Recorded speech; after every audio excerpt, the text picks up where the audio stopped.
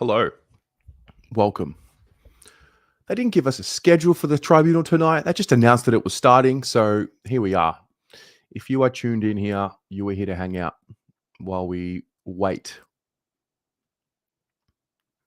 for the tribunal matter with Jordan Boyd to conclude. So that's what we're going to do here. I'm just going to hang out. Man, I made dinner.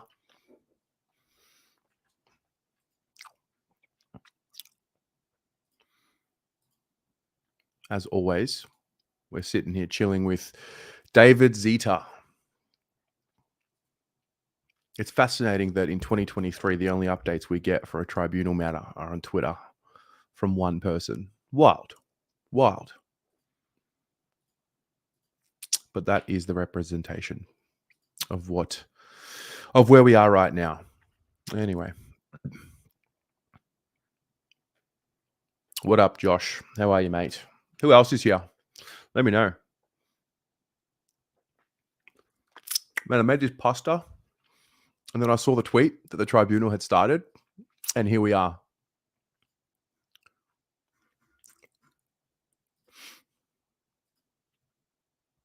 So we've got, who we got? Josh is here.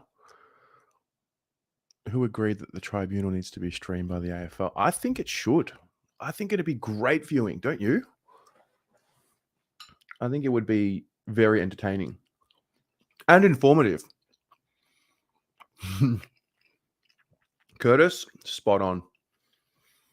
So as it stands right now, I think he has a 3-week suspension, which I think that's due to the grading of the impact, the grading of the actual tackle, and obviously Darcy Byrne-Jones was hurt as well, and he didn't come back to the game. So, I don't know.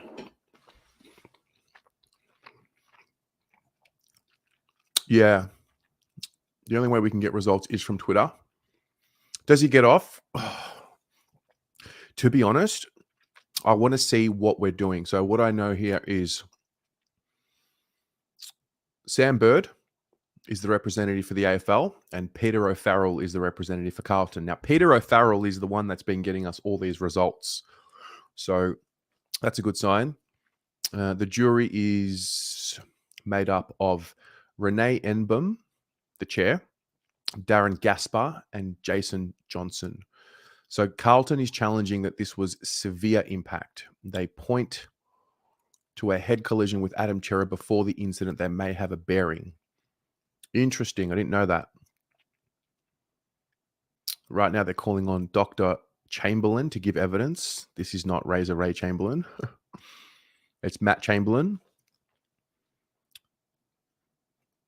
Chamberlain says that the clash of heads in the Chera Darcy Byrne-Jones instance is significant for potential concussive events. So I think what they're saying is, there was a head clash between Chera and Darcy Byrne-Jones only moments before the actual tackle.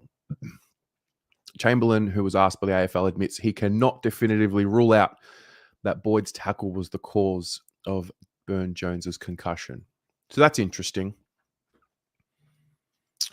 No, I think what's happening is they're saying that the head clash prior to the tackle had some sort of bearing on the concussion. And I don't know. It's tricky. Aiden, who comes in if Boyd does get suspended? Good question. I feel like it'd be Cowan, no?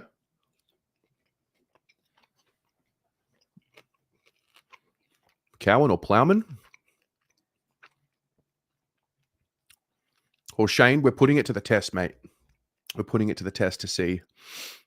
Because this is tough. This would be a tough one to get off. My initial reaction is there's no way he can't be suspended, but there's something about the 3 weeks which doesn't sit right with me. It feels excessive. So that's my take. Josh, people will always make false accusations anyway, so we may as well roll with it. Every time we do a tribunal stream, we lose the game coming up. Anthony, you are a scarred individual, my friend. What up, Lucky? No, it's not Razor Ray. Yeah, to be honest, I didn't even know there was a head clash with Chera at the time. So I'm a bit surprised at that. I was not aware of it. You think Razor Ray should be suspended for 1 to 3 weeks? Fair. Frank, Boyd is a thug. Deserves weeks. Don't know about that. Thug is a very extreme word to describe Jordan Boyd. I don't think he's a thug. Thought it was a pretty strong tackle. Bit unfortunate that old mate got concussed.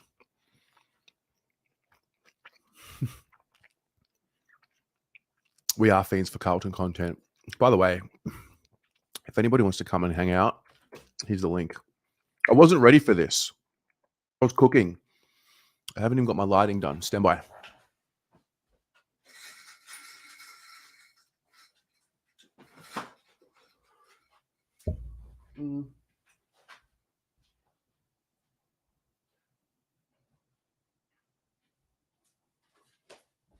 Yeah, wild. Absolutely wild, this is. Okay. So basically, we're just going to sit here and wait for the result and just hang out. Josh thinks Marchbank for Boyd. Alex, I think our lawyers are just higher quality than other teams, and that's why we get the results. Well, you know what? It never used to be that way. It really didn't. But we'll take what we've had. I'm with you, Tom. I think 3 weeks is excessive. I don't think it needs to be that much. So Boyd will not give evidence is what I'm reading right now. That's interesting. I don't know why. I guess they might feel like anything that he'll say will be used against him. Not sure. If Boyd gets off, our lawyer deserves an $85 scarf. Oh, by the way, I went to the club yesterday. I've been wanting this particular scarf. I think I mentioned it in that Sydney review for so long.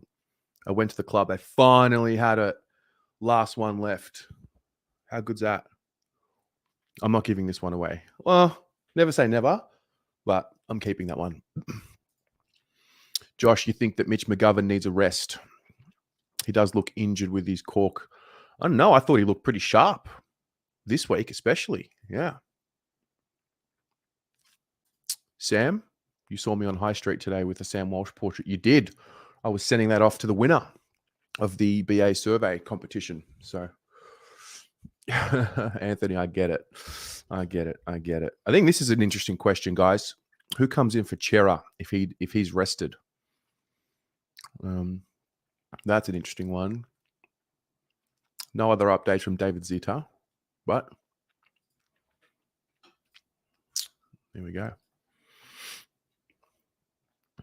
What am I eating? I made pork and fennel pasta. Got white wine in there as well. It was great. I mean, I took my first bite and then I saw the tweet.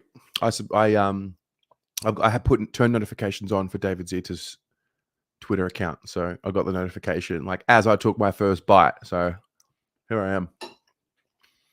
Anyway.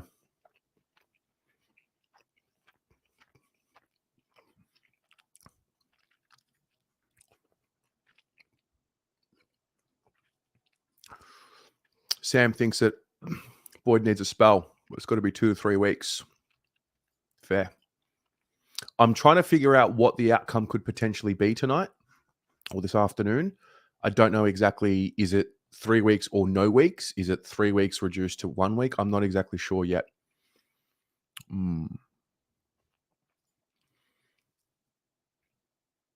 Yeah. It's a bit of a chook lotto, isn't it? Zainab, Pommy. Hey, mate. Jump in, mate. Get in here. Dow. Tom thinks Dow should come in for Chera. Lachlan, it starts now. It's going ahead right now as we speak. I'm basically just looking at the updates on Twitter.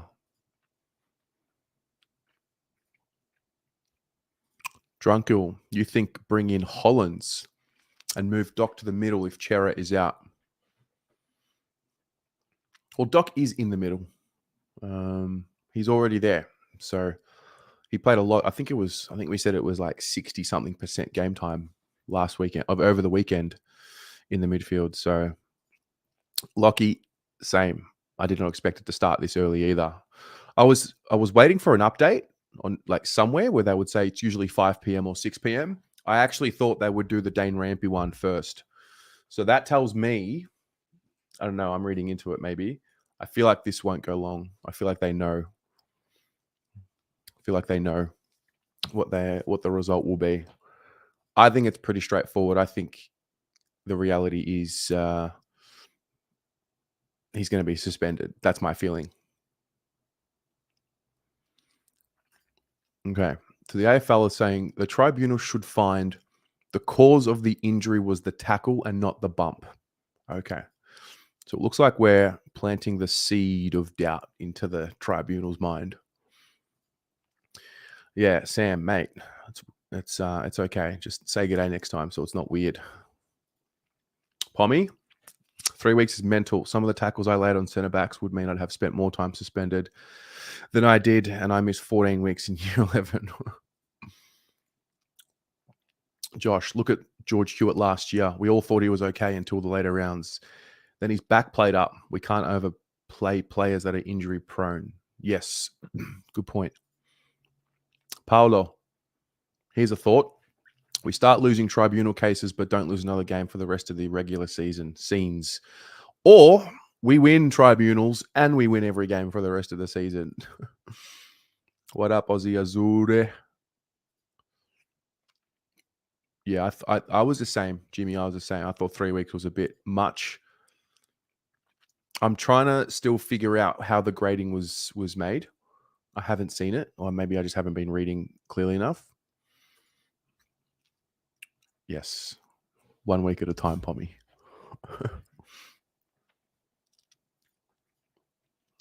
Josh, you think that McGovern was definitely in pain watching him when he was doing the hard stuff like spoiling and marking? He may have been. He may have been. It's interesting now we're talking about resting players. 3 weeks ago, season was dead.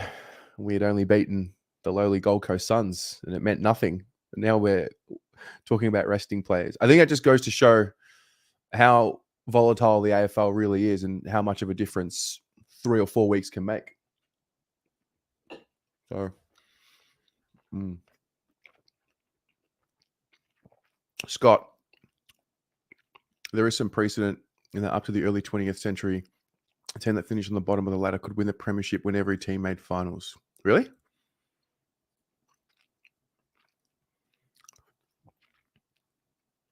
Sam, same. I do not remember this happening at all.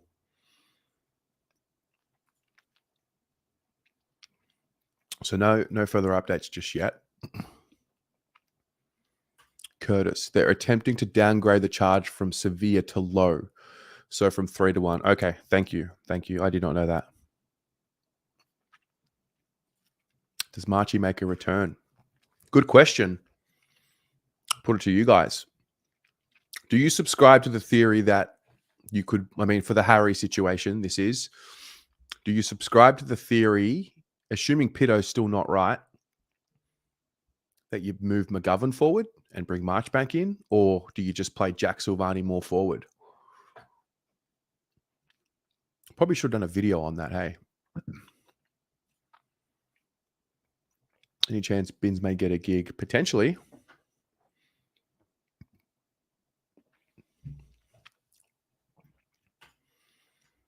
Shane, you think your changes this week, Cowan, Bins, and Young in, out, Mackay injured, Chera rest, and Boyd suspended, play JSOS in the Mackay role, and Young as a second ruck, move Doc to cover Boyd role and Bins on a wing. I like that. Yeah.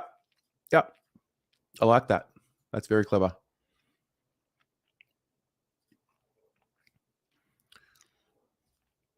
Cowan to rotate into the back line to cover Doc at times during the game. Thing is, Doc's not playing as much in the back line as what he was. All right, who else is here? Jimmy, I wish I knew. They actually didn't. They actually didn't tell us during the day what time it would be starting. Maybe they didn't want a tribunal stream. Maybe they wanted to just keep it under wraps. But nah, I'm not letting them get away that easy. What up, Carls? You've missed nothing. You have missed nothing. What you have missed is, well, I didn't know this, but there was a head clash with Chera and Darcy Byrne-Jones, I believe, moments before the Jordan Boyd tackle. So I guess it's possible. I think the argument is being made that it's possible that Byrne-Jones was concussed there in the head clash, but I don't know. I sense that that's a really difficult argument to make.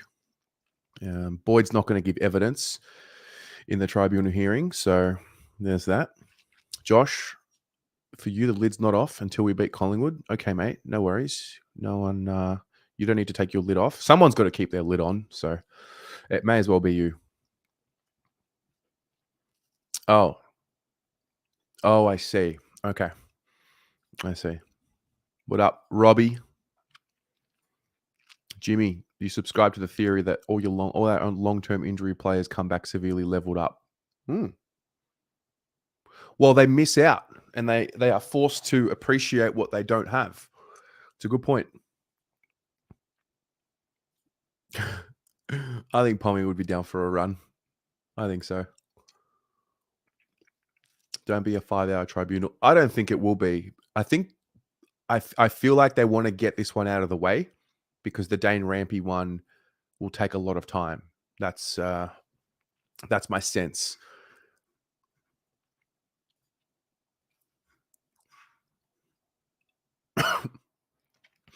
Okay. The tribunal will have to decide whether, on the balance of probabilities, Byrne-Jones's concussion occurred as a result of the Boyd tackle and not the Chera head clash. So just repeat that. They've got to decide now or through this hearing that on the balance of probabilities, Darcy Byrne-Jones was concussed as a result of the Boyd tackle and not the Chera head clash. I would probably say on the balance of probabilities. Wait, let's just have a look at this again. Hang on, let me get it up. I'll show you the video. I'll show you the footage that they're talking about. Give me a minute.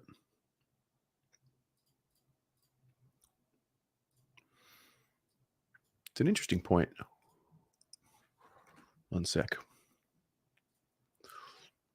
So this footage here, you all seeing that? Let's just go. Oh, hang on a minute. Wait, let me do this. Let's just get it slow. So the tribunal have to determine on the balance of probabilities whether Darcy Byrne-Jones had a concussion from this collision. Can't really see it, but he definitely hits him in the head. Oh, like it's unlucky. Okay. So they've got to decide whether that was the cause of the concussion or whether it was the tackle. I don't mind that as a little play. I don't mind that as a tactic because I think all we need to do on our end is just put a seed of doubt in the tribunal's minds. Interesting. So O'Farrell notes, our guy, that's our lawyer, neither Carlton's evidence nor Port Adelaide's medical report explicitly references the Boyd tackle as the reason for the concussion. Oh, mate, I love it. He's going for the technicality. Let the games begin. Old Dark Blues, you can't underestimate the role Boyd has played in our turnaround. Will be a big loss if he's out for 3 weeks. Yeah, for sure. I think he allows others ahead of him to play a greater role. Can we argue a legal technicality if we say they can't prove he didn't get concussed from the head clash? Well, I think that's what we're doing, Tom. I sense that's what we're trying to do. So we seem to be, and we've done it a few times, we seem to be poking holes in the manner in which these medical reports are made at the time that they're made. So he's obviously gone for the technicality to say, well, no report suggested that Byrne-Jones was concussed from the tackle. So I think our job tonight is just to put a seed of doubt into the evidence and then see where that takes us. I think it's kind of like a got nothing to lose situation, to be honest, apart from Jordan Boyd for 3 weeks.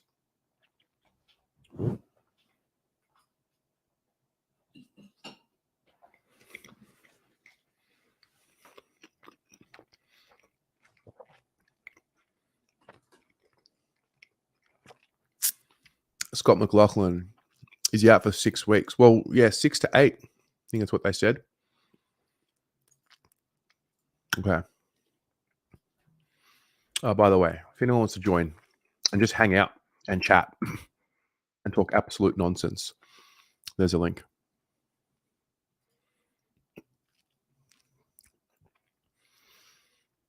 You can't. That's the whole point. That's why we do this, because there's nowhere to watch it. So we just hang out here while we refresh Twitter. He kicked the goal after the tackle concussion. Yeah. Wait, did he? Did Darcy Burn-Jones? Yeah, he did. He did. He absolutely did kick a goal after the tackle.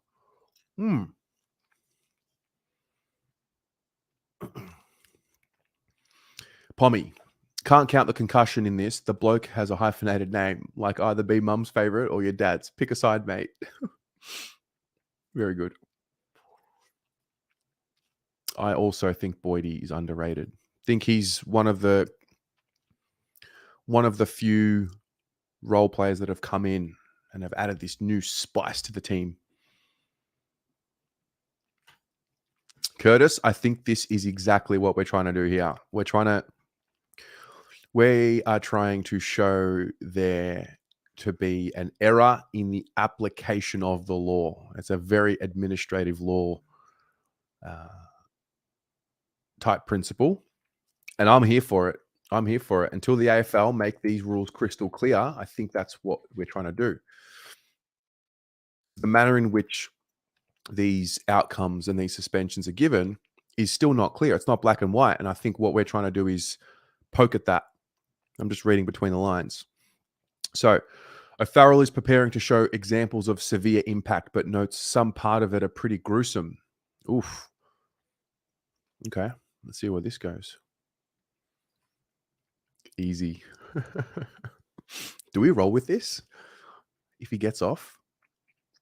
No, we'll just stay humble.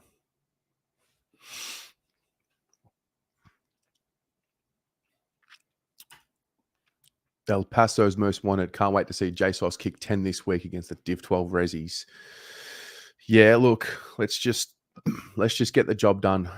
Just get the job done. I'm keen to see what we compare. I'm keen to see what we show as examples of severe impact, to see where Jordan Boyd's tackle sits. I actually also want to find Jordan Boyd's tackle. Let's find that. Does anyone have a link to Jordan Boyd's tackle?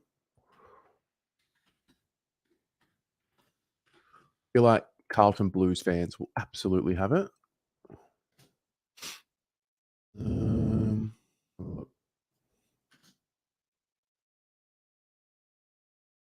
Oh, perfect. All right. Hang on a sec. All right. So this is the Jordan Boyd tackle. So he's chased him down. Let's just go back here.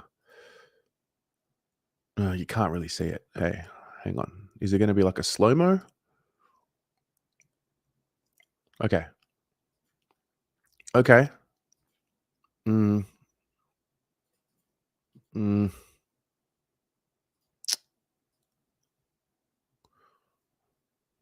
right.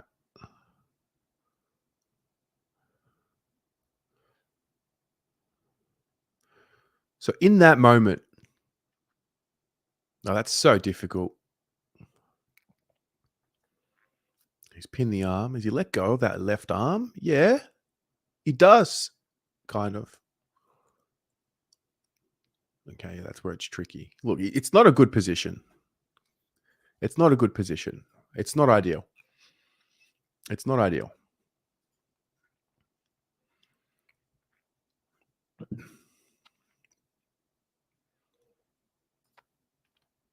Just waiting for this gruesome content. These gruesome examples. Nancy, not much. Not much is happening at all. We are just sitting here chilling, waiting for this to be done. I feel like this will be over in an hour. I would be surprised if this goes for longer than an hour.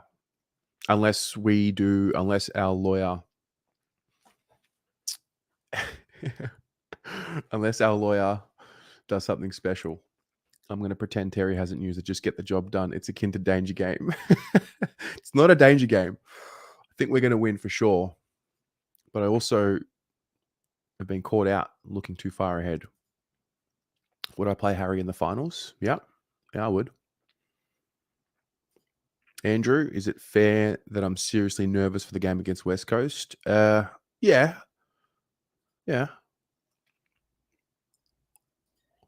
Yeah, we've got to get David Zeta some schnitz, no doubt. Maynard does that every week. What's the difference? Well, yeah, Maynard didn't even get cited. This is the tricky part. It wasn't a sling motion. He couldn't change his body movement halfway in, plus he couldn't see the ball. Yeah, he had just committed to that contest and that tackle.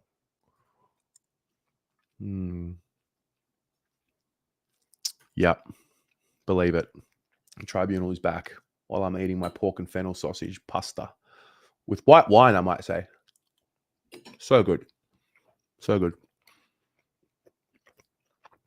Scott, you're right. But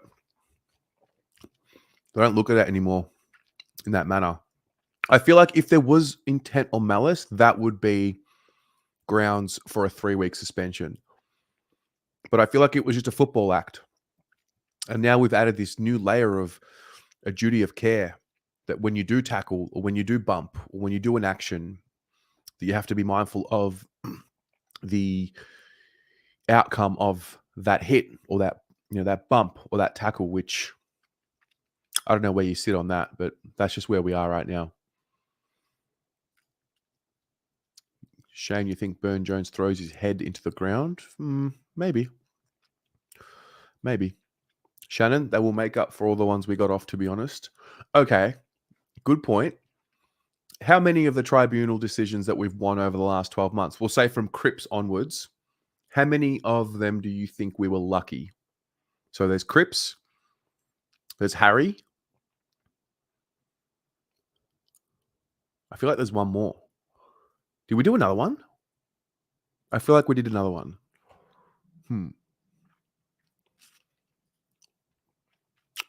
I don't think we would appeal if he gets the 3. Well, this is why I think it's 1, maybe 2. Because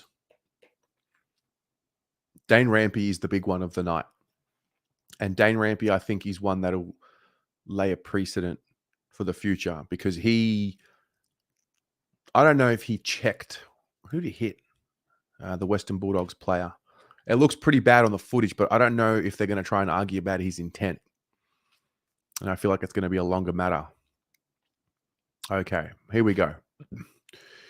O'Farrell says that the tribunal can't be reasonably satisfied the delayed concussion suffered by Burn Jones was caused by the tackle.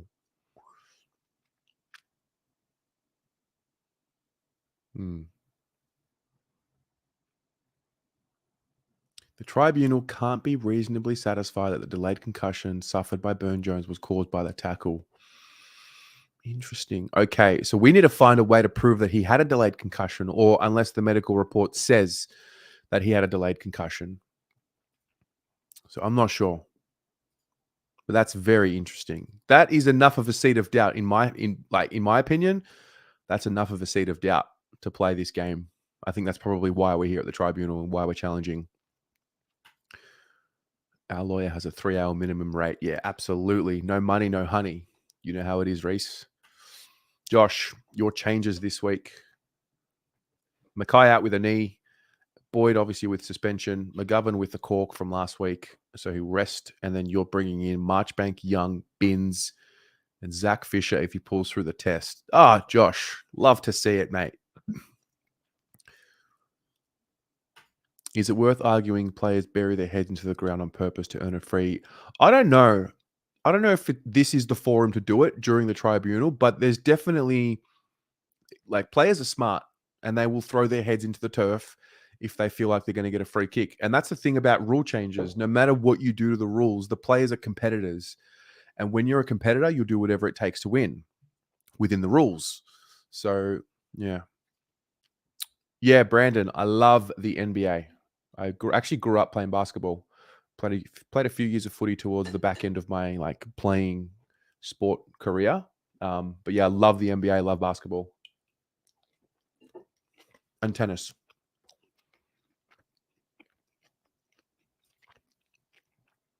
I have sent Lekdog a strongly worded message about the Eagles this week. I don't know if he wants to reveal, but there will be some serious words spoken to Lekdog if the Eagles get within 4 goals. Concussion after a goal. You know, it's a good point. I actually forgot about the fact that he kicked the goal. I really did.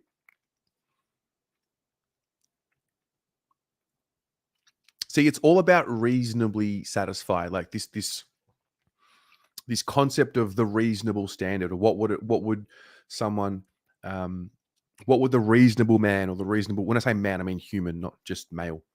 What would the reasonable man do in that situation? It's a term often used in the legal system.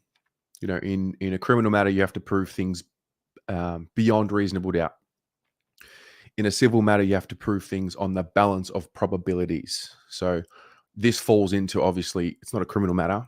And so you get to play along with your arguments in that manner, because you just have to put enough of a seed of doubt and have a strong enough argument to get the verdict to be thought about in a different manner. And so I think that's what our lawyer has done a really good job of doing.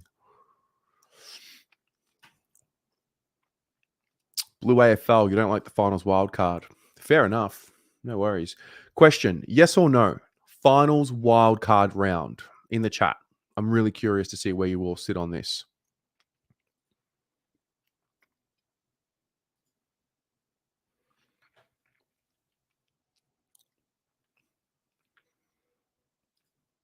If DBJ wasn't concussed, then it would be water under the bridge. This can go either way, honestly. Yeah, I agree with that. It's just a late tackle and a free kick. You know, like a downfield free kick potentially. Yep, with you on that. Palmy, my honeymoon was more physical than Boyd's tackle.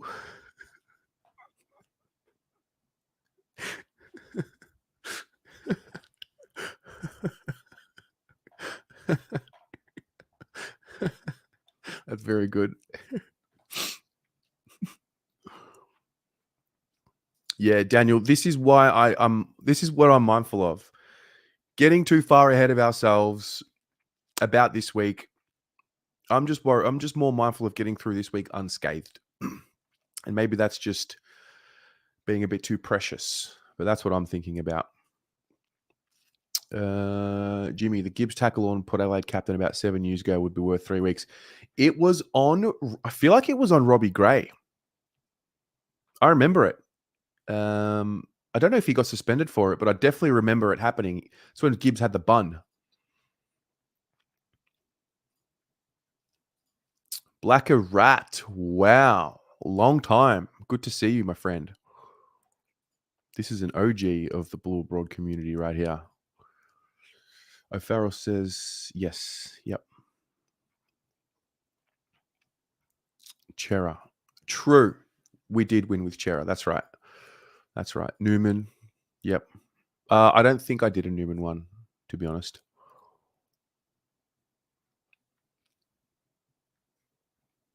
If DBJ wasn't concussed, do you think this would only have been anything to do with the tribunal? Something makes me think this is the only reason we are here.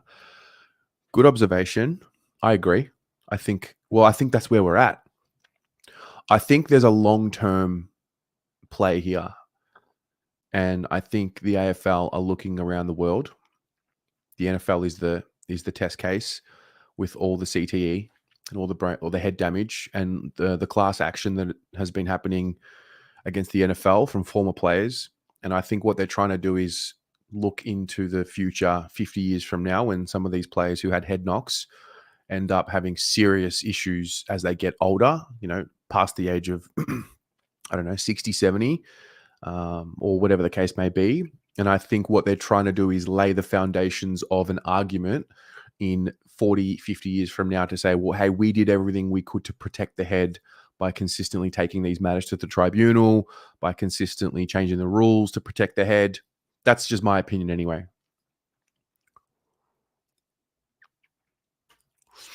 Jeff, Maynard's tackle on Walters was a heavy-duty tackle. Looked worse than this, but no injury, no report. That's, yeah, and that's where we're at right now, it seems. I don't know if it's going to stay like this forever.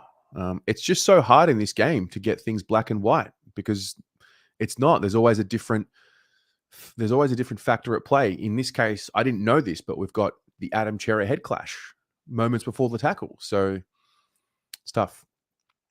And this is another good one. How does Dustin Martin get off? Well, this is called the superstar rule. And let's be fair, I think Patrick Cripps was a beneficiary of the superstar rule last year.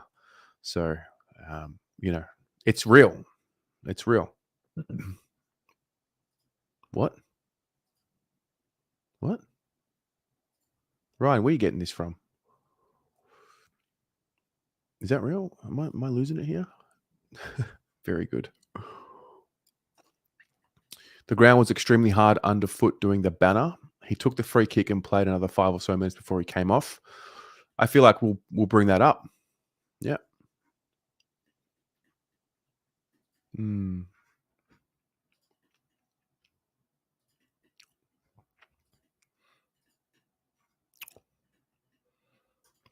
Jimmy Fisher playing for a job application next season. I mean, he's contracted, so there's that. Can a guy just not be out of form? Do we have to delist everyone that's just out of form? Is that how it works? Are people not allowed to just persist through adversity in their career and, just have to fight their way through it? I don't know. Do we have to delist everyone, Jimmy? Come on there. Selwood comes to mind when it comes to milking free kicks. Tom, we could say it was delayed concussion as he managed to kick the goal. It's going to come up. No doubt about it. It's going to come up. Who's my favorite tennis player?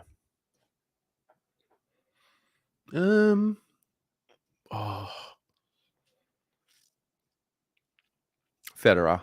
But I never used to like Federer at the start. I liked Marat Safin. I loved Agassi. But then over the course of Federer's career, I ended up jumping on. And now I'm a massive Alcaraz fan. Big fan. Well, this is, I think, one of the key dangers with where we're going. We've already changed the way... Oh, hang on. Carlton has spent 10 minutes taking the tribunal through footage of Darcy Byrne-Jones taking his time before taking his set shot. I have no idea how this is relevant. In most cases, however, you could get rid of how this is relevant and that would still be inaccurate bio. David, with respect, we don't need your commentary about what you think he's doing it for. You're not the professional. Just let him do his job. Thanks, mate. Also, get some schnitz. I feel like you're a bit cranky. So I feel like the danger is we've already changed the way we bump. And okay, fair enough. We've already changed the way we think about any contest. And now it looks like we're trying to make alterations to the way we tackle. It's really difficult.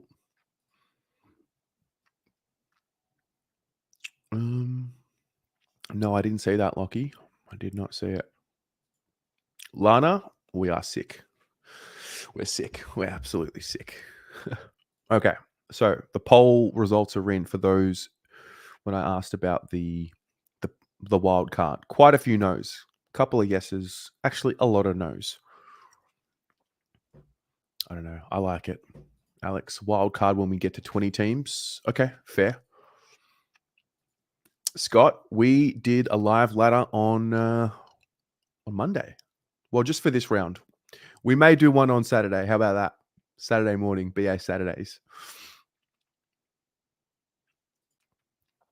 Being a massive NBA and NBL fan, I can see it work personally. I can see it working as well. I mean, there's always going to be pushback with anything new that comes in. It's just the way it goes. People resist change, and then they realize, well, actually, people just get on with it. That's what happens. Jimmy, on the balance of probabilities, you have to be permanently concussed to play for Port Adelaide.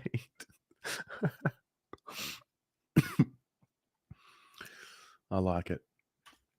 Yeah, Marcus, I'm with you. I did not like the play-in idea until I saw it happen in the NBA because I thought it was just weird. Like, I subscribe to the theory that, if you're good enough, you'll make it no matter what. And then, you're rewarding mediocrity. But let's be honest, the bottom half of the 8 or the bottom half of the playoffs, for the most part, don't win the championship. Miami had a good run this year. And I think if it applies to footy, if there's a team that's actually good enough to win the flag from 8th or 9th or 10th, whatever the play-in looks like, well, I think what it does is it just spices up the bottom half of the 8. I think for the most part, we look at them and we say, oh, they're just gap fillers or finals cloggers. And it's really the top 4 that for the most part win the flag, apart from a few anomalies. So I sense that a wild card just spices up that 7th and 8th position. That's all. And it just extends it out. What up, Christian? Great to have you here, mate. Genki likes the finals wildcard, especially since we have 18 teams. Okay. No further updates yet. Anthony, I'm saying yes when and if there's 20 teams in the comp, but not at the moment. Okay. Shane, no. If you're not good enough after 24 rounds to be in the top 8, wait for next season to try again. Fair enough. Fon, wildcard will be a great addition to our amazing game. Other codes around the world have a wildcard system which work well.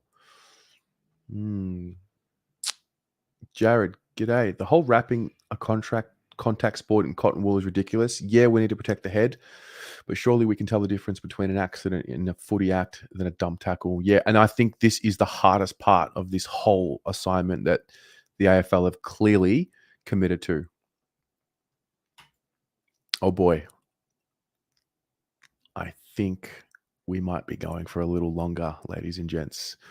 David Zita has just tweeted that he remembers when he thought that we were actually a chance of Dane Rampy's case starting at its scheduled time of 5:30. He's been O'Farrelled. Strap in, guys. It's happening again. Yeah, strike by Martin receives a fine. Premeditated hit carried out with intent, but it is ignored. Yeah, I mean, let's be honest though. Superstar rule. You build a reputation in the league of being a champion. You get off on, not all the time, but some of the time. And I think Dusty's, for the most part, been pretty good. I actually thought, to be honest with you, I thought the action by Dusty showed a bit of weakness. Like, obviously, they're beating up on West Coast. Like, well done. But I thought it showed a bit of weakness.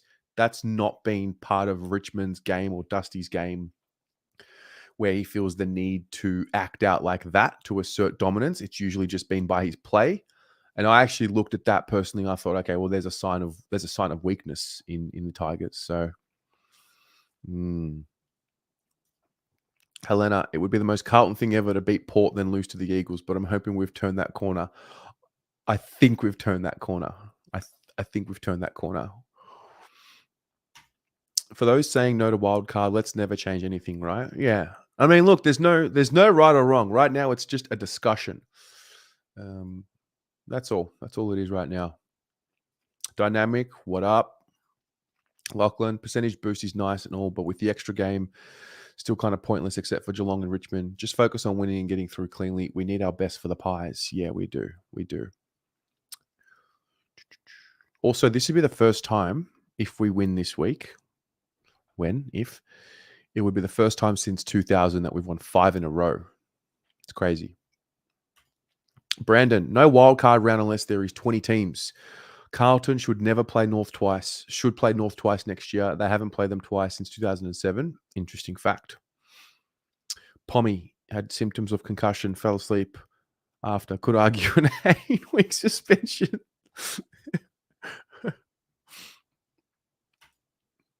Can't wait for the 5-hour tribunal for Pommy's honeymoon. Yeah, I know. Okay, here we go. O'Farrell says, this is a dangerous tackle that should be graded medium impact rather than severe. That would result in a 1-match ban rather than 3. I think it's going to happen. I think this, okay. Because philosophically, I don't think Jordan Boyd should be playing this week. But I also don't think he should be suspended for 3 weeks. So I think this is a good argument. Yeah, fair. O'Farrell, mate. Pommy, we're going to need an O'Farrell chant. That's just what's going to happen. Eddie, you need to go on this date. You don't want to cancel. No, mate, go on the date, mate. Don't worry. We'll be here. Maybe you can tune in with the date. Let her know that you're part of this massive family online.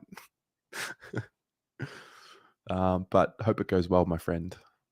Love a good date. Where are you going? What's the date? Are we allowed to know that? Don't mean to be intrusive, but I'm just curious.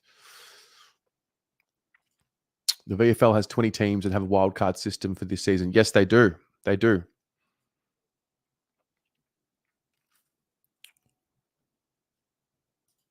Thanks, Anth. Leave Fish alone. Fish is good. He's just injured. If you were going to debut a play against West Coast, who would it be? Well, Bins. I'm not sure Lemmy's ready to play footy just yet. I'm not in a rush. I'm not in a rush for Lemmy. I think he's going along nicely.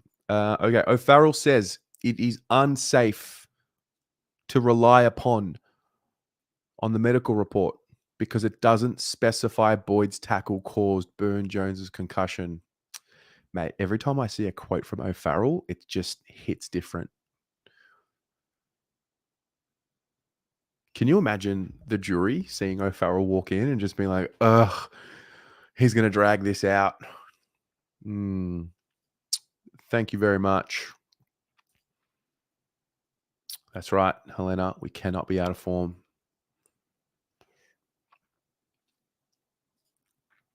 Just people face it. Eddie, you'll be fine. That's right.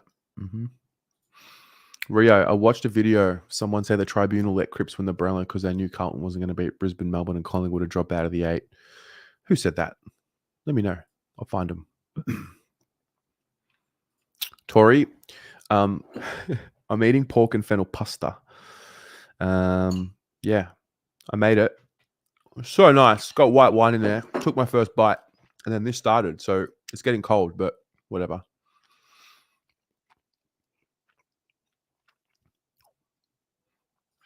Oh, okay. Sorry, I'm just catching up to the Zach Fisher slander. My bad. So just to update, O'Farrell says that it's unsafe to rely upon the medical report because it doesn't specify Boyd's tackle is the cause of Darcy Burn-Jones's concussion. Okay.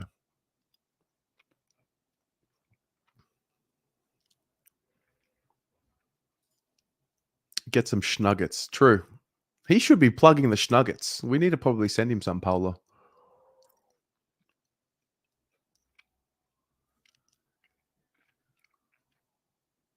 Okay. I think I'm caught up. Wildcard. Let's never evolve. Daniel, I won't complain if it's a 5-hour tribunal. I can hang out here until my partner is home. Yeah. It's more just to hang out, to be honest. Just an excuse to hang out and just talk absolute nonsense. Really to talk about anything. That's the truth. How many wild cards have actually won in the NBA? Well, I think it's only been around for a couple of seasons now. Miami was the latest one. They played in the play-in. They actually lost the first game from memory against Atlanta.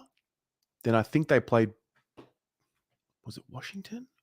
Anyway, they were a beneficiary of the play-in, and they ended up going pretty deep in the playoffs. So, well, they made the finals. So, yeah, Pommy, he likes the wild card. In its AFL, we have people complain about flags being coloured in the crowd, but no one complains about the beers there being mid. If I wanted a soft drink, I'd order a Coke. Yeah. Gazman, Boyd was given the wrong size boots. That's why his balance was off when laying the tackle. If the boots don't fit, you must acquit. Oh, I love it. I'm going to write that down. I'm going to write that down. If the boots don't fit, you must acquit. I'm a big fan of that. Very savvy. Fermi, what up? Blue AFL. Boyd did not do anything wrong in the tackle. DBJ landed on the angle, was uncertain to roll over with the force, and was unlucky to hit his head on the ground. Fair? No other updates yet. Marcus from the Old Dark Blues. By the way, go and subscribe to the Old Dark Blues. Marcus is a real one. Wildcard idea is great. Who knows what would have happened with us last year if it was there, and who knows what might happen this year if it is there. It's a good point, because imagine we had an extra round. You know, I don't think Sam Walsh would have played. I don't know if anybody else would have played or been ready from their injuries. But to have an extra week, because we were pretty banged up, you never know. But on the flip side, it could work against us as well. Lana, I dare say this won't take long. I really don't think it'll take. Oh my God, it's been 51 minutes. All right. Well, it'll just take as long as it takes. That's what I say. Jay, did the player who Boyd tackled go off with concussion? Yeah, yeah. So Darcy Byrne-Jones went off with a delayed concussion. Part of the issue here, Jay, is that there's no evidence to suggest directly that Darcy Byrne-Jones, his concussion was caused by Jordan Boyd's tackle or Adam Cherry's head knock, which happened moments before the tackle. So we've actually gotten a little bit lucky in this situation. Josh White, hey mate, what is going on?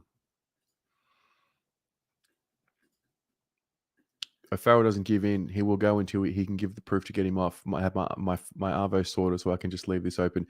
Yeah, I also think that's part of the strategy, just to chip away, and make the jury just want to get it over and done with.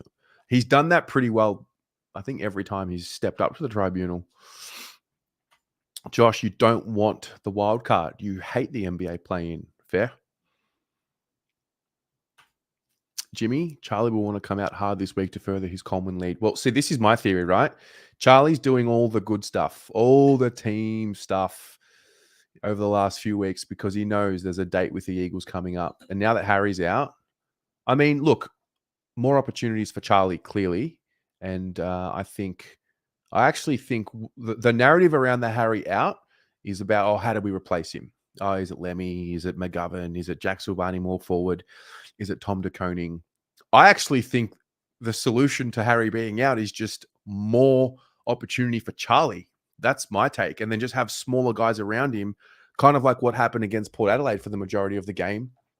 Charlie's got this incredible ability to tap the ball and control the fall of the ball, even if he doesn't mark it. So, it's interesting. Hectic Lebo, marhaban. Any news about Chera? Nothing other than hamstring tightness and that he's going to be a test. So, Ben Leonard, I'm also happy with the wild card if they change it to no double chance in the top 4. Also, then change it to 8 versus 1, 7 versus 2, and so on. Oh, yeah, like the snake system. Do I think that Carlton could win the flag?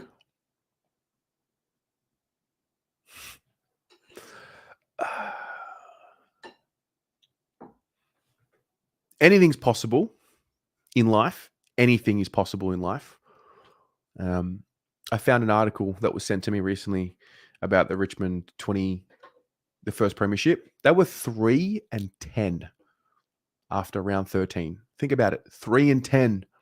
That was their record. And 2 of those wins were against Gold Coast and GWS, who,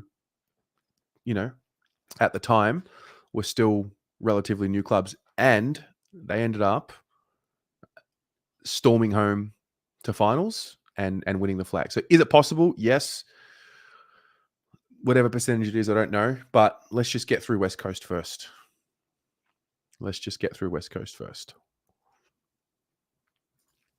Victor, you think it's a little dangerous resting players? or taking it lightly. We need to keep riding the wave of momentum, continue to play our brand. I completely agree with this. Oof, well, that's a crazy stat. Wait, what's the stat?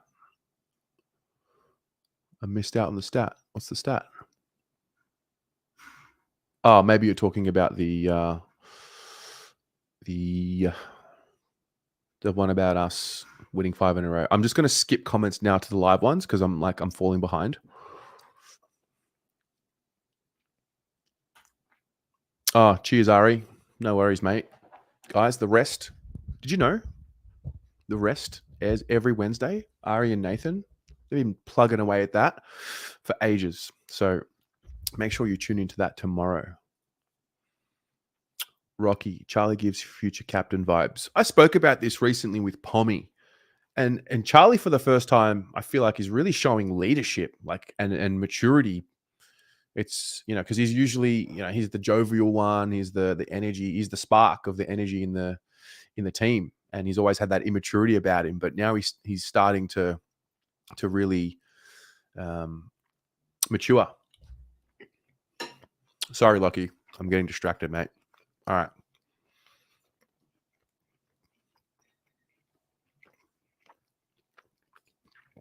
Rio, what do you think about Charlie still not taking the full 30 seconds? After last year, the close games, he played in critical moments when he needed to take the 30 seconds. Well, I don't think he may not be taking the full 30, but I don't think he's playing on like he was last year at all. I think he's actually taken that out of his game. Personally, that's how I'm seeing it. Shane, last season when Harry was out of form, around 9 to 12, Charlie kicked 12 goals over 3 weeks. 2 versus GWS, 6-1 versus Sydney, and 4-2 versus Pies. Round 12, we had the bye.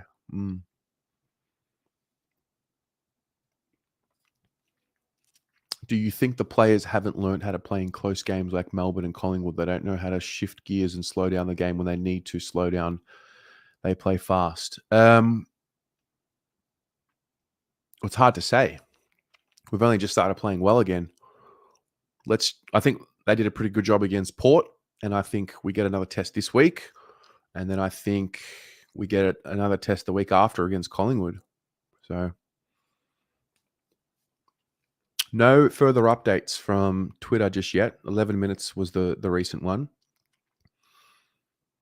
Azza, Eagles is a danger game. Blues need to show up and not underestimate their opponents. Must-win game, and Eagles are due for a win. Fair. The amount of times he's not played on to kick it from 60 this year and instead lowers the ice to find a teammate is class. Yeah, I agree. I think he's done a really good job, Charlie, of stamping that out of his game. Hard to take the full 30 when you're in the moment, 50 points up, to be fair. All of them took time when Port came back into the second quarter and third on set shots. Hey, I know it's a long shot. Imagine we pull off a Bulldogs 2016 and go all the way. It's wild. It's what it is. I feel like it's going to happen like that based off what the generation before me tell me all the time. Like, a lot of them will say, once it clicks, it'll just happen. So, and then when I look at, the AFL is proposing a sanction of 3 weeks. Well, yeah, we know that. What? I don't understand. That's the latest update. The AFL is proposing a sanction of 3 weeks. Why don't you meet us in the middle and give us 2? Yeah, so I feel like when it happens, it'll happen just like that. But I think because we document every round, I'm hoping it's going to allow us to just bask in a little bit more. And obviously we'll have the memories to watch back forever, being on the channel and in the chat. So yeah, it'd be special. Lockie says that West Coast is the ultimate test. Fair. I feel like Collingwood's the ultimate test, personally. Oh, Darth. They went 7-4 at the bye. Really? You sure about that? I read the articles on the AFL website. Interesting.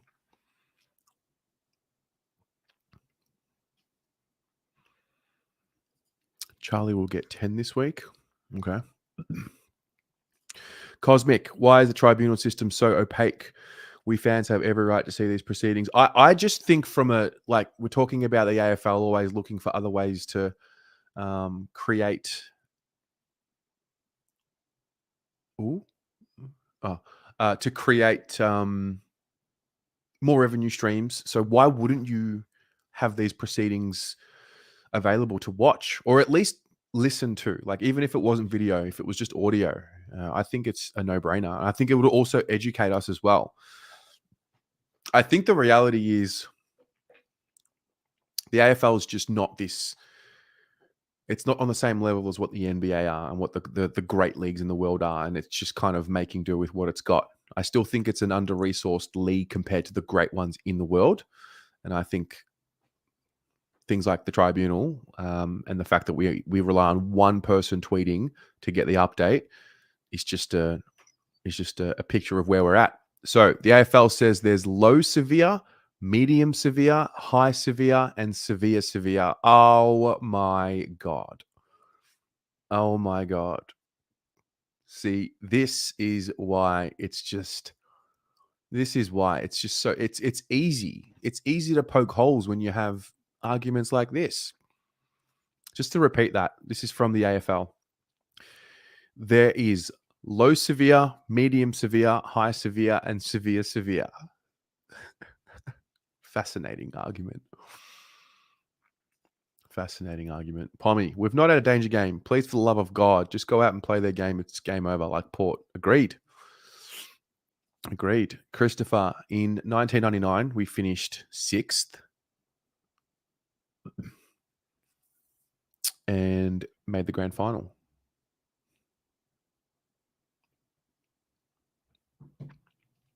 It's a good stat. Stephen, it'll be a disgrace if Boyd gets 3 weeks. I think 3 is too much. I can understand 1, but 3 is just ridiculous. I think especially in a round where Rochelle gets 2 for like intentionally punching someone, with the malice and with the intent. Rio, you got a bad feeling about St Kilda and Melbourne game. We can only lose 2 games. That means we have to beat GWS, Collingwood, and West Coast.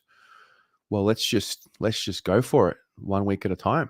It's no use looking too far ahead. Well, think about it. 4 weeks ago,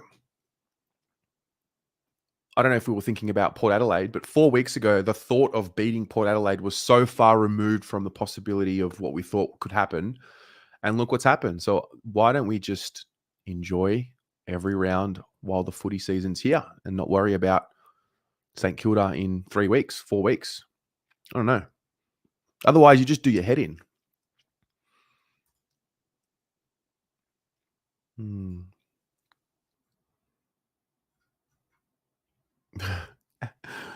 Anton wants the tribunal to be aired just like Judge Judy, to be honest. Fair. I think it'd be amazing to watch. I'm a nerd for it. I love it. Adrian Salerno. Hello, mate. How are you? I still have, by the way. So Adrian Sal is the one that sent in the Kool-Aid packets. I've still got them. I'm not opening this packet. I was tempted against Port, and honestly, you know what happened? I remember doing it after Geelong, and I remember when we lost a game a couple of weeks later, I remember thinking that was stupid. Who the hell's pouring Kool-Aid in round 2? Me. Peanut. So I want to make sure that the Kool-Aid is poured accordingly next time. I don't want to use it at the wrong time. So that's why. Zeta needs schnitz. Somebody get in there and get him some schnuggets, please. Can we bring in the slide tackle to avoid the sling tackle? Paolo, there's very bad, bad, medium, bad, good, bad, absolute malachias. It is. It's just rubbish, mate. Look, this is the thing as well. These are the people getting paid the big bucks, mate. The big bucks.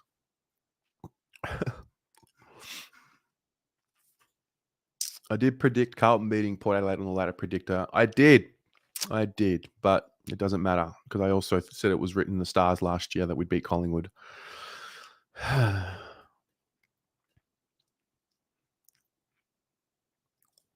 Jimmy says that St Kilda and Essendon are ready to crap the bed on the top 8. Well, St Kilda remind me a lot of us in certain aspects.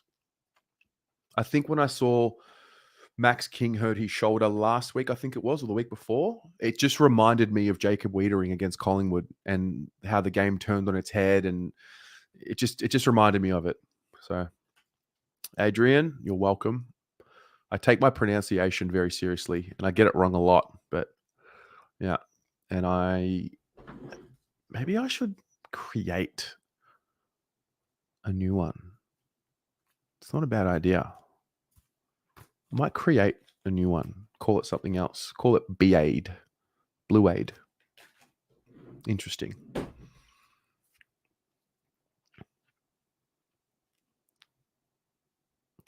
Costa, pretty much, mate, because you just never know what's going to happen. Okay. The tribunal is now deliberating. David Zeta has posted a photo. Interesting. Okay. Really fascinated by this argument about there being low severe, medium severe, high severe, and severe. What are we doing? That just tilts me seeing that. There are known knowns and known unknowns. Yes. Michael, I'm with you in this 100%. We're putting a little too much in Harry going down. Both Harry and Charlie have proven they can fly solo for weeks at a time. Yeah. I mean, I wouldn't want Harry out for more than, 6 weeks, obviously.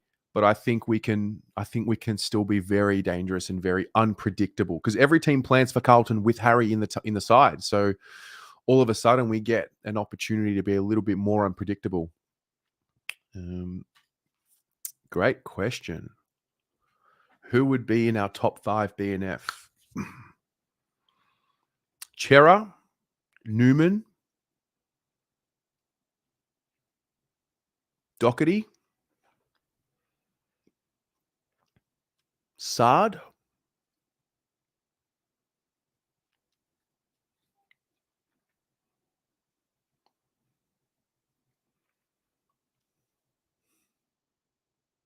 maybe Charlie? Interesting. What do you guys think?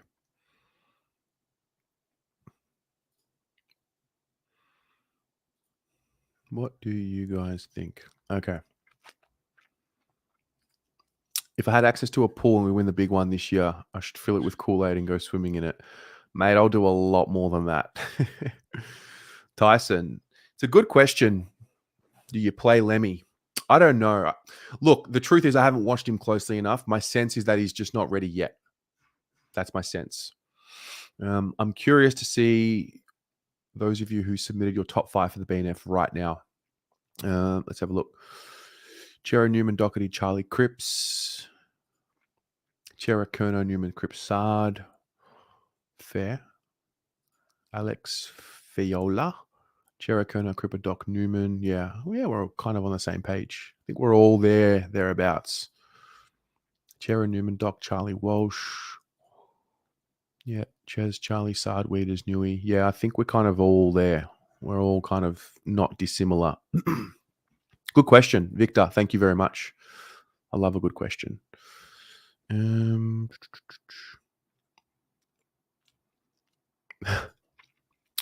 Cactus Kid. I hope Essendon make the 8 so we can keep their finals drought going. Me too. Patrick, what's the difference between Dan Butler's tackle a few weeks ago against Blakey and Jordan Boyd's tackle? Great question. What do we actually feel is going to happen tonight? I sense that it's going to be downgraded to 1 week. That's what I sense. I think it's reasonable to suggest that Jordan Boyd should be suspended for a week while someone like Rochelle gets 2 weeks for the punch. I don't think on a high level, I don't think Jordan Boyd should be suspended for longer than what Rochelle was for punching someone. So that's where I sit. I sit on he should get a week. And if he gets off, he gets off. But that's me. What about you?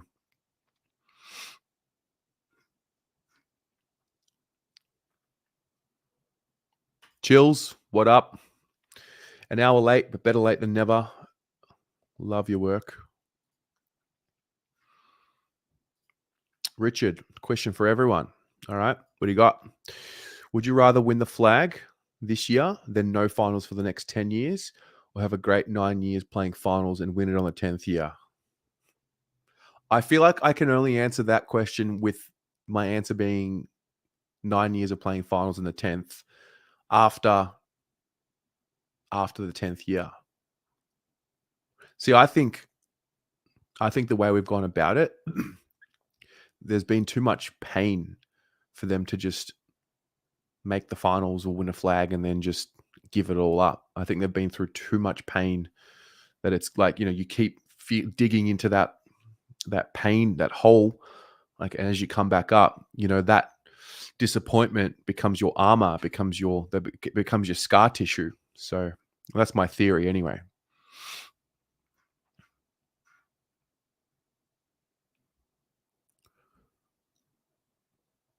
Okay. No new updates. Who is the most consistent player since joining Carlton? Adam Chera.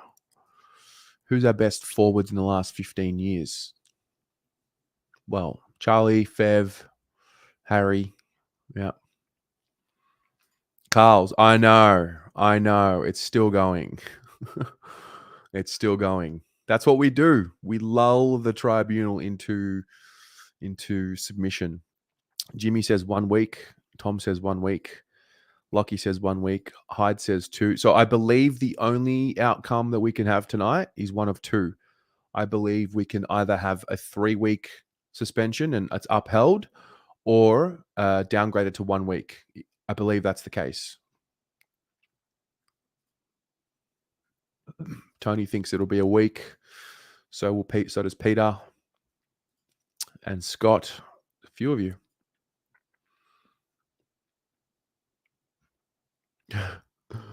Carlton's lawyer somehow give the MRO 3 weeks and Boyd gets a knighthood.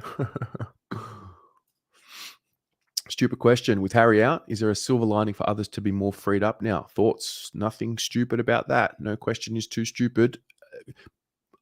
It could be. Look, it's going to force us to be a bit more creative, no doubt. I like to look at this optimistically. Now, having said that, we're going to miss Harry around the ground. His marking ability around the ground gives us a lot of relief, and I think we'll be reminded of that not only this week, but next week, the week after against the Pies, and really for however long we don't have Harry for. But I do think that it's going to create a layer of unpredictability for us. Okay. Yep, Rio, got you.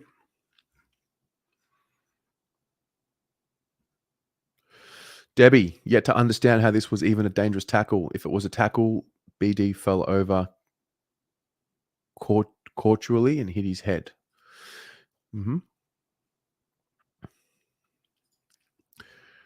ADR Mel, hello. I honestly think that this would be the perfect week to debut either one of Hudson O'Keefe or Lemmy. If it doesn't work, then you bring in the sub for either one of them during the game. Not bad. I don't mind that. I can handle that. Cheers, Greg. The super sticker, the $8. Appreciate you, my friend. Debbie, I think the play going into the tribunal was to not try and get it off completely. I think the play was to reduce it because it's hard in the current climate to say that that's not a suspension. I mean, this is just my thought. I think they went for the 1 week instead. So when we make the grand final, will I throw a party at mine? Probably not at mine, but there'll be a party. Don't worry about that. Okay. No new updates yet. What do we got? Nah, still waiting. They're deliberating. This will be over. soon. I can smell it. Do we swing McGovern forward and fill with Marchbank? This was my first reaction, Stephen, personally. My first reaction was to do this and just test McGovern as a forward because we might need him a little later in the season. But there's also the other notion of just playing Jack more forward and also allowing De Koning to just play a bit more ruck. I think this is a week where he's definitely capable. Bailey Williams is a solid player for the Eagles, but I don't think he's going to trouble De Koning in the same way as what a Gawn and a Grundy and these types would. So I don't mind that. I don't mind it. Will Dow start this week? I don't think so. I don't think so. Unless they rest, maybe if they rest Chera or if they rest, I don't know, one of the others, maybe. I think, yeah. Let that one go. Ryan. No worries. No worries. We love it. I love it. I think it's just somewhere to be. And we're the only club that really has it to this level as well, which is awesome. So it is an honor. It seriously is. It's a privilege and it's an honor that we're here at this point right now doing watch-alongs for tribunals. It's fucking ridiculous what's happened. We've turned the industry on its head, guys. Alex, I would say the Bombers as well. Yeah. Marcos, 24-hour live stream leading up to the Bouncer Grand Final.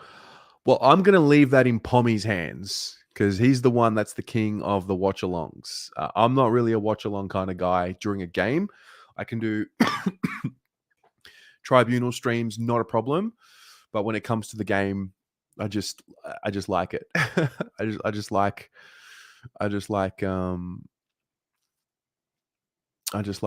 being there at the game in my own space. I think because I left Australia and I wasn't at the footy for so long, I didn't take it for granted, but I missed it a lot. But we'll speak to Pommy about that one. All right. Jarrett, just give him a fine. Everyone's happy. Mate, spot on. Spot on. Dance party at Ange's Place, North Seafood and Grill. Yeah. Ethan, I'm with you. I think they're going to want to get to Rampy because Rampy's going to be a long, long matter. Okay. All right. I'm catching up to comments. Joseph L. Mualem. Do I think we can beat Collingwood? I think we can beat anyone. If we play with this intensity, I think it stacks up against any team and it'll trouble any side, personally. So, yeah. Pommy will think he's some sort of honeybee after doing a 24-hour live stream. Yeah. Debbie, what's the Carlton Twitter post today about Agent 17? I don't get it. I don't think I've seen it. I'm going to guess it's got something to do with... oh, no, I did. It was Brody Kemp. He had the shoe on his ear pretending that it was a phone, and it was like Agent Smart in Get Smart, that old show. So I think that's what it's about. Jokana, the MRO is a disgrace. Funny how Collingwood players are not getting looked at. This is a concern. I love a conspiracy. Tony, the sweetest thing this year would be to deny Collingwood and beat them for a flag. Last year really hurt many of us. Well, this is why it's good to get hurt first. Because he who laughs last laughs the loudest. So this is why I say we've been set free. Like, it can't get any more gut-wrenching than the way we lost last year. Because it was Collingwood, it was 1 point, it was the final minute of the game or 90 seconds, whatever. So bring it on. We've already been killed. Spiritually broken. So what? Anyway. Victor, you're becoming more and more uncomfortable allowing TDK to leave. I don't think he'll leave. Do you guys really think he'll leave? Like, I think what Pommy said a few weeks ago about the 2-year deal makes a lot of sense for him. I just think he understands that he's just part of this group. Like, he really is. And I just don't think he'll leave. I think the concern was Cripper and when he hadn't signed. But now that that's done, I think the rest will fall into place. So, I don't know. And if he does leave, then we'll just deal with it.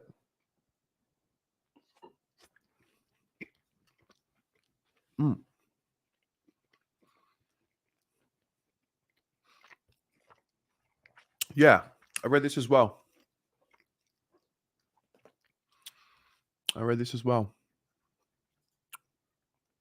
Still no update, guys. Still nothing. Just out here waiting.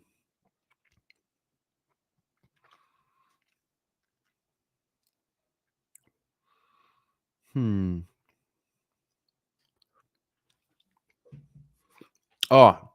do you know who I'm interviewing this week? I'm interviewing, I don't know if you guys have seen her.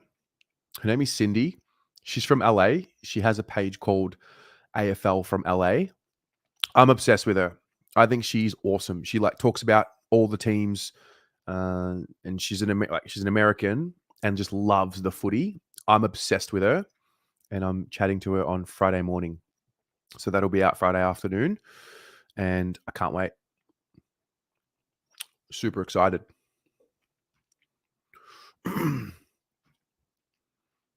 Okay.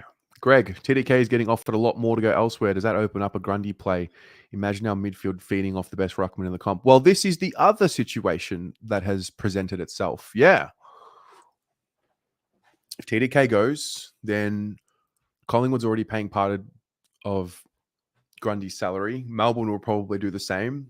There's options, and we just have to roll with it and make decisions on the fly as we go. But I think Tom will stay. If the money is too high to go to the Saints, who are in a similar spot, then surely he can't say no. Careers can end in a heartbeat, so no qualms trying to maximize your time. Yeah, but at the end of the day, Tom's got to agree to it. Is he real? Who in their right mind would openly choose to go to St Kilda instead of being at Carlton? And different if you were a role player not getting a game, you were on the outer, but De Koning is in the 22 if he just plays well. So I'd be shocked. I'd be shocked if he chose to go to St Kilda. I really would. Yeah, we touched on this. Sydney is the AFL house team. They get almost everything they asked for. Well, we're going to find out tonight if they get off. Still waiting for a verdict, by the way.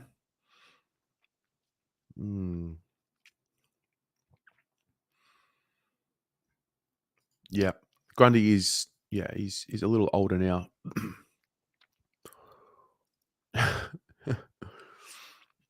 TDK is staying. I spoke to his 7 brothers. Oh, I cannot get that. I cannot go and get that.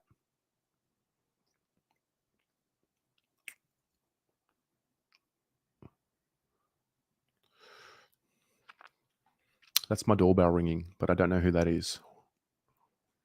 Oh, stand by. All right. Sorry, guys. My housemate is home from the snow. I've got to go open the door. I'll be back. Wait, before I do, let me just refresh. All right, mate. Wait. Berimene. 1 sec.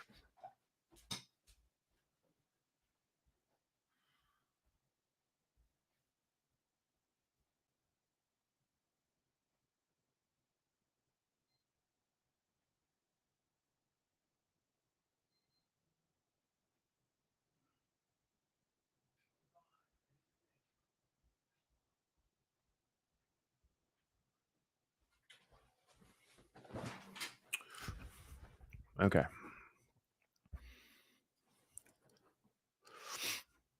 Still no verdict. Toby, in my own mind, and you would like me to answer this, are we playing finals? Well, I don't know. I hope so. But how about this, Toby? Why don't we stop looking at the conclusion and stop focusing so much on what is going to happen in 6 weeks and start enjoying what's happening now on the 18th of July? What about that? What do you think?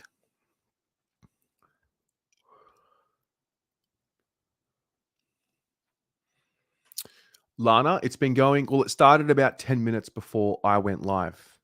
So it's been going for 90 minutes.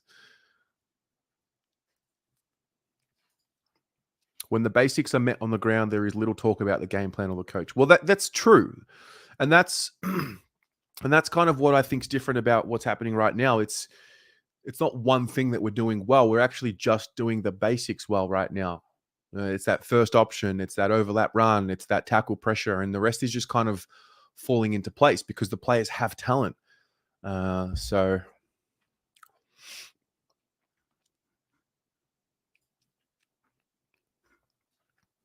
still deliberating. Tell you what, David Zeta is like low-key one of my favorite journos in the mainstream. He has climbed. I think he's had one of the best 12 months that I've seen from AFL media, personally.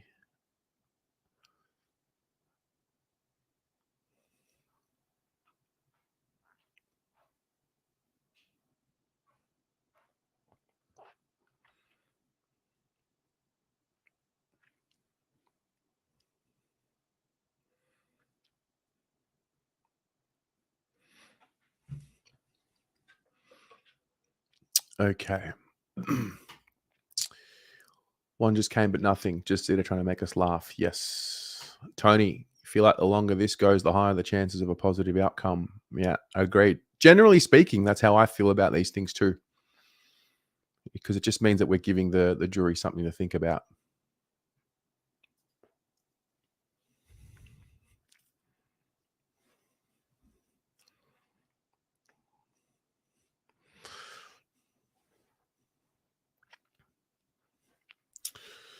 All right. No tribunal news yet. We're still waiting. Still waiting for a verdict. I feel like it's going to be a week. Let's just get it over and done with.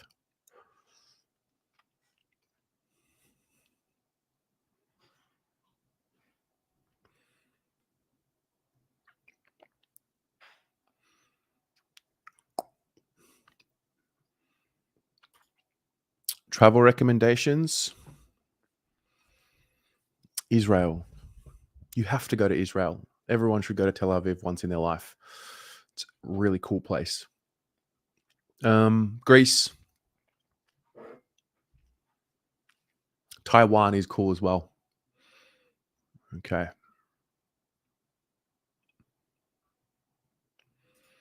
Joshua, a mate of yours who's a Port fan, a week ago asked me what a top 8 side is. Carlton beaten. Gave you so much crap. Walking into work yesterday was just beautiful. Yeah. These narratives as well. Like, let people underrate Carlton. Let them not give us respect. I love it. I love it. David Zeta replacing Tom Morris is the biggest upgrade. Maybe. Tom's definitely had his moment to, yeah. I mean, life humbles you. Everyone has their moment. Everyone has it. I think Tom Morris is actually a really good operator. And, the situation was a situation, but David Zeta's had a year, that's for sure. Marcos wants a Dutchy return.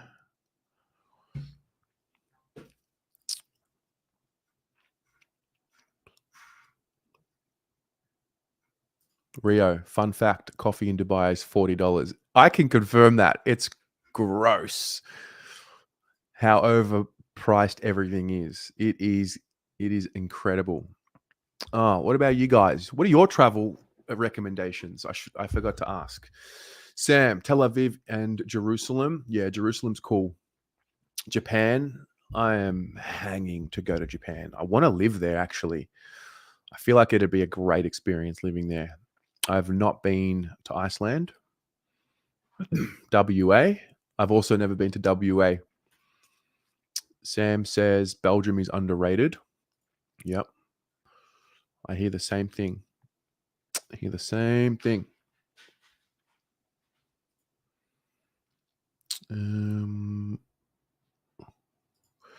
cousin was going at you so much today, telling you are shit. Well, let him think that. Petra, Fukushima. Fair. Lockie.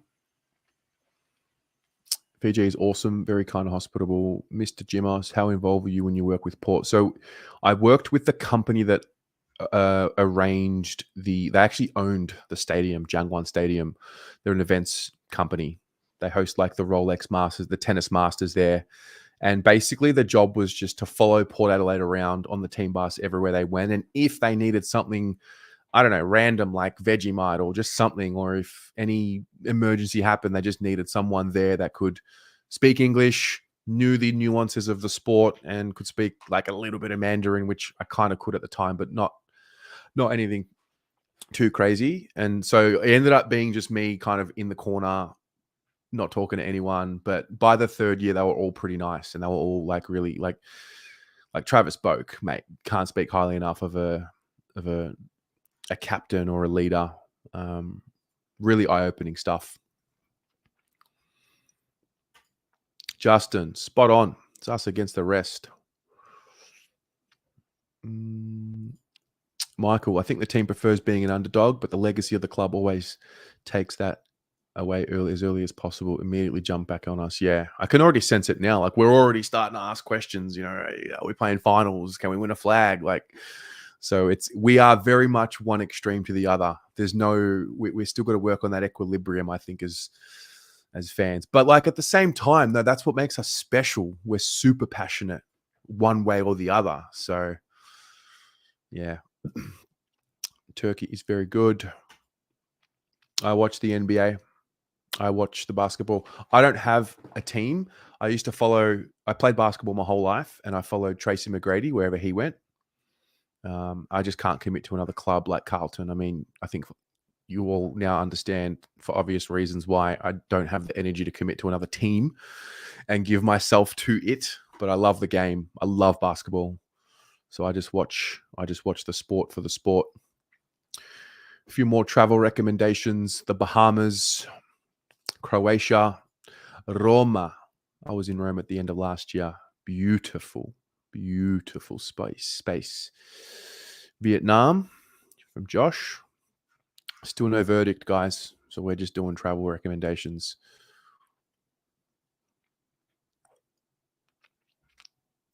Melbourne's good during the footy season. I have a love-hate relationship with Melbourne. Malta, very good.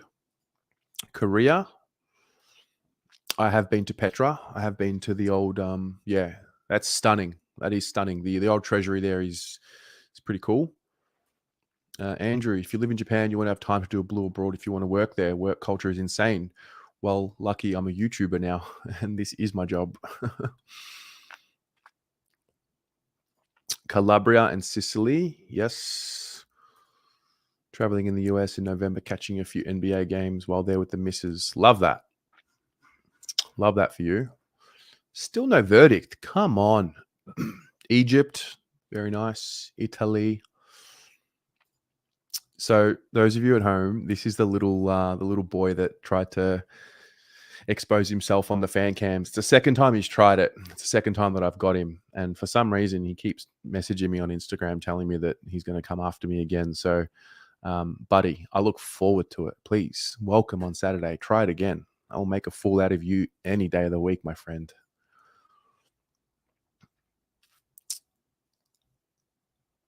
Belgium. Lucky, got to get overseas. Definitely, you got to try it. I mean, you're young, but you got to go and explore. It's important.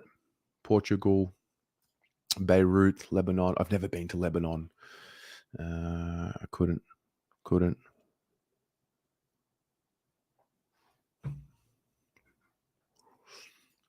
Denmark in summer.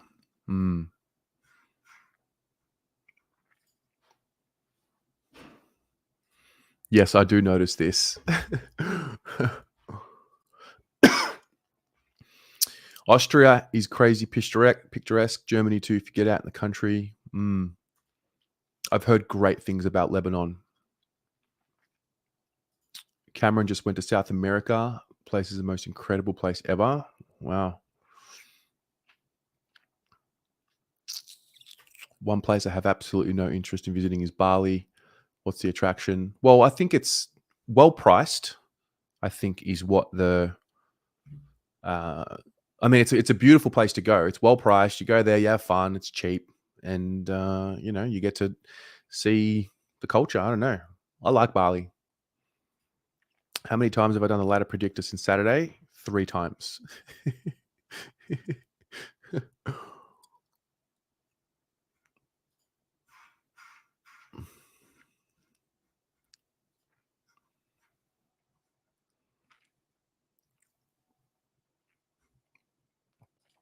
Barcelona, Lana, very good. No, different guy. It's a little boy he tried to come on and show his dick on the fan cams, and he's tried to do it before as well. It's very weird behavior. I mean, we were all virgins at one point, so I understand, but also it's just weird. And he thinks I'm like stupid, so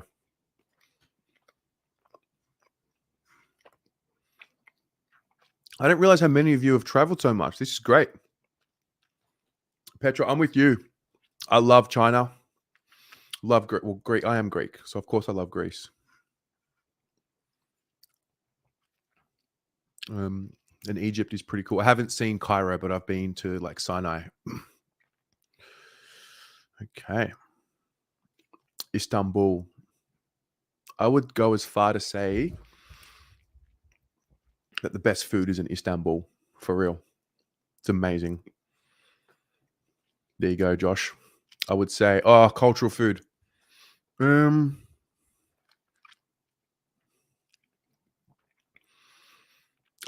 a sucker for a falafel in Tel Aviv, in Israel.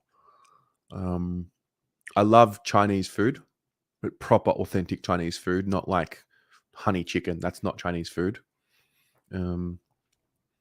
Yeah. Brazil, yeah. Your friend is Lebanese, said Lebanon is dangerous. I mean, there's danger everywhere. When I left for Israel, everyone said to me, don't go there, it's dangerous, you get killed. It's not.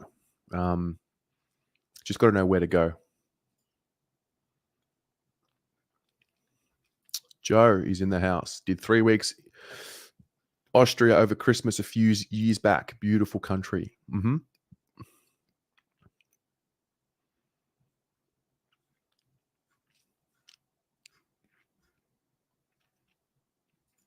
Xi'an in China was great.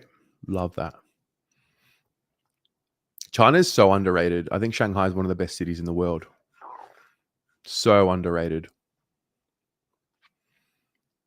Josh Blody is watching this in a hostel in Berlin.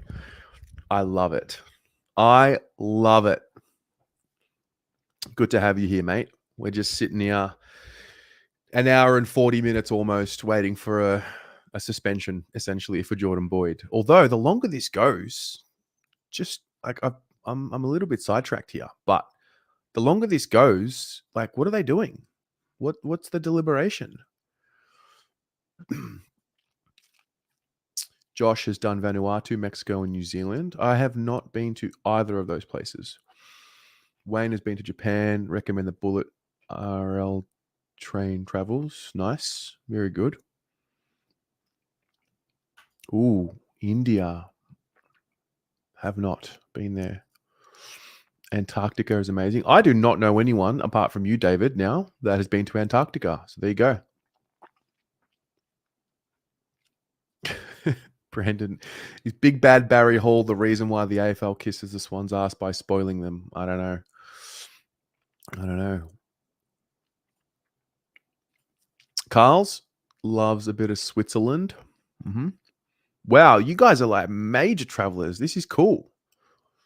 There's so many different elements here that you're all bringing to the table. Slovenia, blew abroad in Finland. Sean, are you saying you're in Finland right now? Because that would be cool. That's true. It's not just called blue abroad for no reason. Most people will say to me, "Oh, but you're not abroad," and it's a very Australian, like inside your bubble way to think about it. Abroad doesn't mean outside of Australia. Abroad just means everywhere in the world.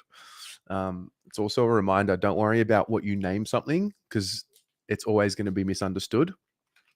I've worked with a lot of businesses before that struggle with like coming up with the business name, and they get stuck on it for weeks and months. So just a little tip there. Petra, you lived in Pudong. Shanghai is a fantastic city. What were you doing in Pudong? I lived in a town called Yixing in the Jiangsu province, a tier 3 city. Lou, you think Boyd should get off? I don't know if he should. I feel like he'll get a week just because of the concussion there. Adelaide is great from Gumbum7. Toby, if you ever get to meet me, you'll make me Afghan meatballs. I look forward to that. Ooh, interesting ones. You got Tunisia, Marrakesh, and Morocco. I have not been there.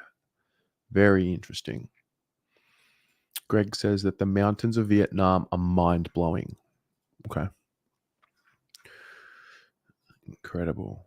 Yeah, Sapphire Blue. We are fighting for a technicality. They're still deliberating right now, but we are fighting on a technicality here. We are challenging the manner in which the laws were applied, and we are challenging the administration of the laws of the game here, which I love. I love so much. Lou, I'm with you. He didn't slam his head into the ground. I'm with you.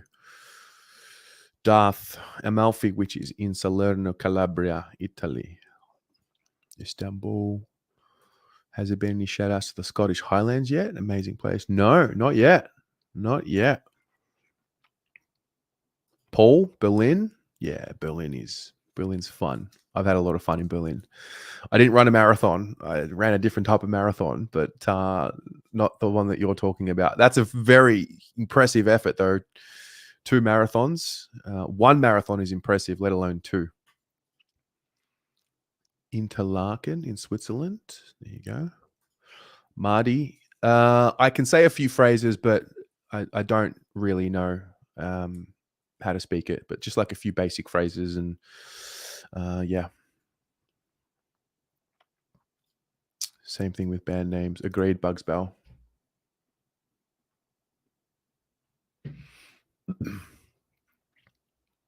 Michael, you worked in Pudong? You mean Pudong? Pudong? Pudong. I think you mean Pudong. Rio, has anyone been to Balha pastries? It is some of the best Lebanese Arabic sweets. Halawet, El Jibin, Znud, El Sit, Knafa, Mahmoul, and Baklava. Wow, you tested me there, mate.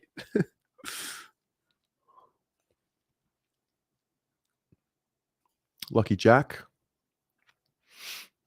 Visited New Caledonia for a few hours while I was on a cruise. Also visited Vanuatu for a few hours. I was on the same cruise, both pretty nice.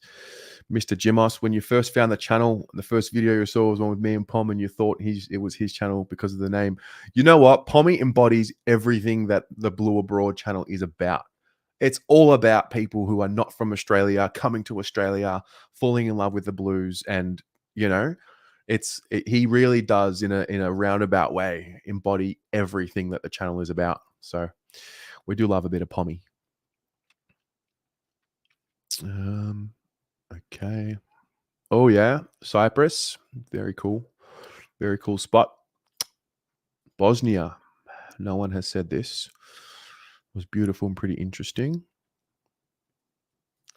Man, I don't hate you. I love everyone. I should really make a trip to Iraq. I should. I can't go to a lot of the Arab countries because I used to have a living visa in my I have a living visa in my passport from Israel. And so that eliminates me from going to a lot of the Arab countries because of for obvious reasons. Lockie, you want to go to Monaco? Mate, make it happen. Make it happen. Fijian people are so friendly. One of my best mates is Fijian. Jared, spot on, mate. Farrell, we trust. We are still waiting for a decision. Still waiting for a decision. We will get there. Daniel, nobody mentioned Malaysia. Yeah. Amro, Taufik, watching you from Cairo, Egypt, 45 degrees and hot, hot, hot. Wow. Great to have you here, Amro. Great to have you here. Thanks for tuning in. We're an hour and 45 down and we're just waiting for a decision. So Reese, O'Farrell should be granted Carlton's #1 ticket holder. He's going to get some sort of recognition. I'll tell you what, this guy, he's becoming the GOAT. Fresh update. Okay, 44 seconds ago. The tribunal is still deliberating. Great.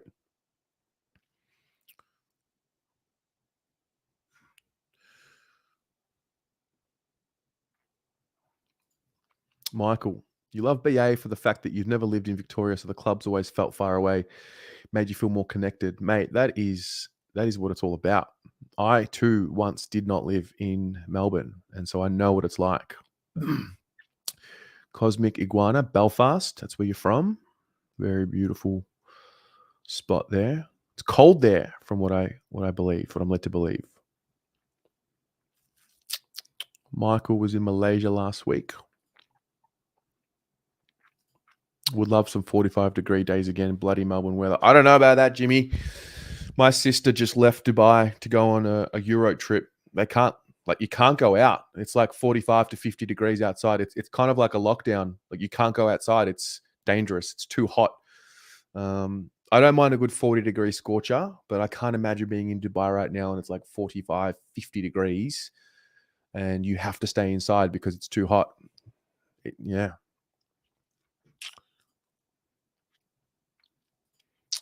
Charles, no news is good news. Boyd should get off. Well, I think, Charles, it can only be 3 weeks or 1 week, if I'm reading this correctly. So, Ankara? Haven't been to Ankara, but I have been to Turkey. Genki Rose, I think you just wouldn't have it any other way. It's actually a perfect lead-in to the jumper punch, which, by the way, 7 p.m. We've got young Sebastiani on the couch with Rocco, and joining them is Mr. Fabaganoush from the Prendercast. Yes, Joe, good point. Fantastic to see so many different parts from all over the world. Absolutely. True. And just lay in the beach all day. That's a good point. I don't mind cold weather because I think it's better for fashion. Like you start wearing coats, but I do love the heat. Yeah. F edits. Yeah, he can't get off. I think you're right. He can't get off. It's just a matter of whether he gets 1 week or 3. I don't know. There could be a possibility that it's thrown out. But I don't think we're suggesting that.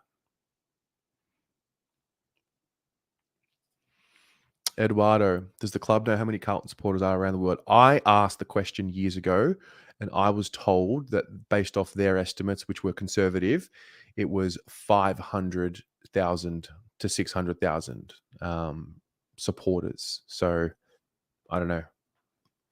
I feel like it would be more than that, though. Scott, I agree, mate. The tribunal's way too long. It's funny because it doesn't take long at all for them to slap these charges down and throw out these outcomes and these sanctions. But when they actually have to sit and think about each actual incident, it takes time, which probably goes to show another gray area in the whole process, because they can just throw out, like they do it at halftime. If this happened in the second quarter, at halftime, the commentary is already talking about going through the grading system, but then you get to the actual tribunal and they're spending hours to get to the decision because they have to actually think about it. I find that really interesting. No, Josh, I have not seen the Northern Lights. All in good time. All in good time. Chills. No word of a lie. It's 45 degrees just about every day where I'm located during summer. Yeah, wow. That's insane. Tony, Blue Abroad is like therapy. It's awesome to be able to share the joys of the win and the heartbreak and the pain from the losses. Mate, spot on. What happens when we beat the Pies in 2 weeks? Then what? We'll just see what happens, mate. Let's just see what happens. We beat the Pies in 2 weeks, mate. Fuck. There'll be. I don't know what there'll be, but there'll be something. Yeah. How are we going to contain ourselves? That's what I want to know. It's going to happen at some point. It's going to click and we're going to do it. How are we? Because for a lot of us, this is the first time, right? It's the first time we're watching a successful team march into finals properly. How are we going to be able to deal with it? Like, I'm borderline petrified, if I'm honest with you. Sam, any advice for living overseas? Planning on doing it for a year or so? Do it. You will never develop personally and find out about yourself as much as if you go and live in another country. I think it automatically gives you a perspective of your own home, your own culture, and who you are. I believe it should be like mandatory in schools, or there should be some sort of mechanism where you go abroad for 6 months or a year in your work, you do something, anything. I could not stress this hard enough to find a way to go live overseas. You can get the same type of jobs you have here in another country, whether it's cafes, bars, whatever. It is the best thing that I ever did in my life. And to be honest, had I not done it, I probably would not have started this channel. That's how mind-opening it was for me. Cappadocia, Turkey, amazing village made from limestone. Did a hot air balloon and it was breathtaking. Love that. I have seen a set from Ben Bomer, a German DJ. He's done it in one of those hot air balloons. It's incredible. Cameron, look up the Sorvagsvatn Lake in Faroe Islands, a lake on top of the ocean. Wow. Lachlan, you know why they need this long to deliberate?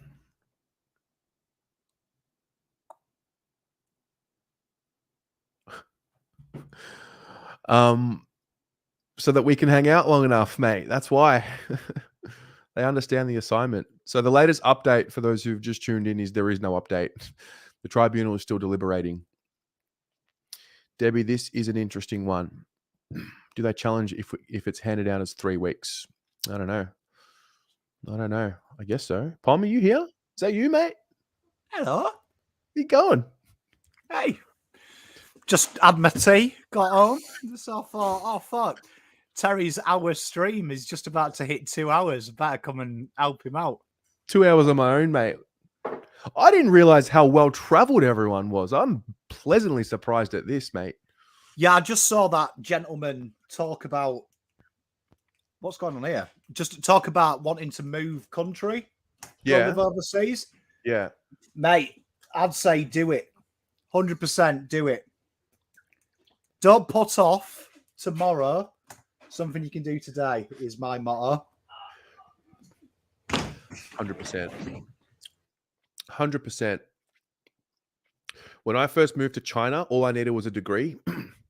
They will, like, teaching English is a little life hack for you if you want to do some experience, or if you have a degree and you're not using it. Most of the schools there will you only need to have a degree in anything, like anything at all. And then they'll give you a test or certificate and you can teach English in another country. It is the most rewarding experience. One of many, sorry. Not the most. It's one of many. So if you're out there. Mate, massive. Like, honestly, just living overseas, I've been fortunate enough with my job to move just about everywhere in the world, from the Ukraine to Thailand to Vietnam. Can't even drink water. New Zealand. Like, honestly, get out of your own. People say travel broadens the mind. Absolute bollocks. What travel does do, though, is it makes you understand how fantastic and privileged you are to be home, because your home is always your home. I remember 16-year-old kid on the council estate, never fucking coming back here. They're all scumbags, hate it. I always want to go back to the council estate. As an old man now, I want to go back there. I want to go back there because that is my home. That's where you are, and you get a better appreciation for it. Mm-hmm. Sam, what about finding work? You find it easy working in countries where they speak languages other than English? Well, the countries which speak languages other than English find English speaking, like native English speaking people, gold. They want them. If you are a content or copywriter or an editor, if you're doing like writing, like if you're doing editing for websites or anything to do with writing articles or something, they want native English speakers because they've been brought up with the language. So, yeah. You'll be shocked as well when you go over how many people speak English. Like, you know, when they say it's one of the most spoken languages in the world, and you're like, yeah, okay. But you'll be shocked when you go to like backwater village towns that there'll be some kid in a Man United shirt who speaks English. And you're like, what? Like, I struggle to speak English myself and I was born here. Like, fucking hell. Yeah, I've got something wrong with me, Jamie. My energy levels. Yeah. Man, you know how shattered I was? I made this great pasta and like one bite in and I get the notification from Zeta. I'm like, oh, all right. Mate, hey, Terry doing a 2-hour stream on his own. It's not easy, is it? Carrying a fucking room. We started with like 3 people. I'm like, oh, what now? Mate, someone commented and said Pom was the king of waffling a couple of weeks ago. That's say it comes in useful when you do this for 2 hours. Mm-hmm. Yeah. Max, how'd you find the work? Literally. Well, my friend was working at the school. But now I know there are so many companies in China, like registered companies, if you just Google them, who are looking for English natives to go and teach English. So you like literally just Google it. Israel for 2 years, Lucky, in Tel Aviv. If you go to England as well, that's the best place. Go to like proper England. So just draw a line about a centimetre south of Manchester on a map. And just anything below that, fuck it off. It's not England, right? And anything north of that is fine, including Ireland. I'd probably give Wales a miss, unless you like sheep and shit nights out on the sauce.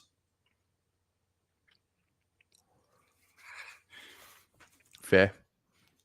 Birmingham's all right. We love Aussies in Birmingham. They do. There's a fucking load of them.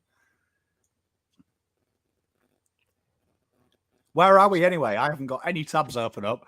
Sorry, I just got distracted. You are in charge. Tribunal still deliberating. Still going. Well, Pommy, I haven't really. What's your take on this whole matter? Fucking absolute. I don't like using the phrase soft, right? Because I think it's too generic, right? but ridiculous. Like, you look at that motion, and it is the most normal motion you see. You see probably 100 tackles like that on any given day of a round. So I think you get in a grey area. A grey area for me is that we're starting to protect the head so much that we're also losing the core fabrics of the game. Yes. And I'm a big advocate of there's got to be some responsibility when you step on the field, right? And I know this sounds really awful, and it's easy for me to say because I played golf, which is about as physically contested as working at Build-A-Bear.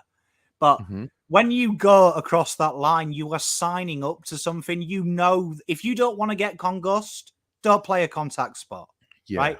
If you don't want to be shot at, don't fucking join the army or live in Detroit. Like, there are some simple things that if you're worried, but I think it's totally normal. It's totally normal. And I know it sounds harsh because we're in this kind of culture now where we've got to make things safer. But my pop used to say to me, if you remove the warning labels off bleach, you're going to get a better generation of idiots. And that's what's happening. Do you know what I mean? I remember working in a place in the UK and we had this step up to the golf green, right? And I remember we got fined because it wasn't fluorescent yellow paint. And it was like literally like a foot off the fucking ground. Like, you wouldn't walk into it. And I remember saying to the guy, like, if you fall over that, you probably deserve to die because there is no safety for you. Like, in life, if I am having to warn you, there is a good couple of feet step, you're an idiot. But that's the way we are now in the world, isn't it? Everyone wants the handheld and everyone wants it a bit easier. But fuck me, it's meant to be a tough game. do you have a travel story of like, I don't know, like a scary travel story? Like Yeah, I like do. where you were in danger, or like there was a moment Yes, where you I thought you do. might So, die? yeah, so I don't want to put people off this place, but I was Oh in a yeah.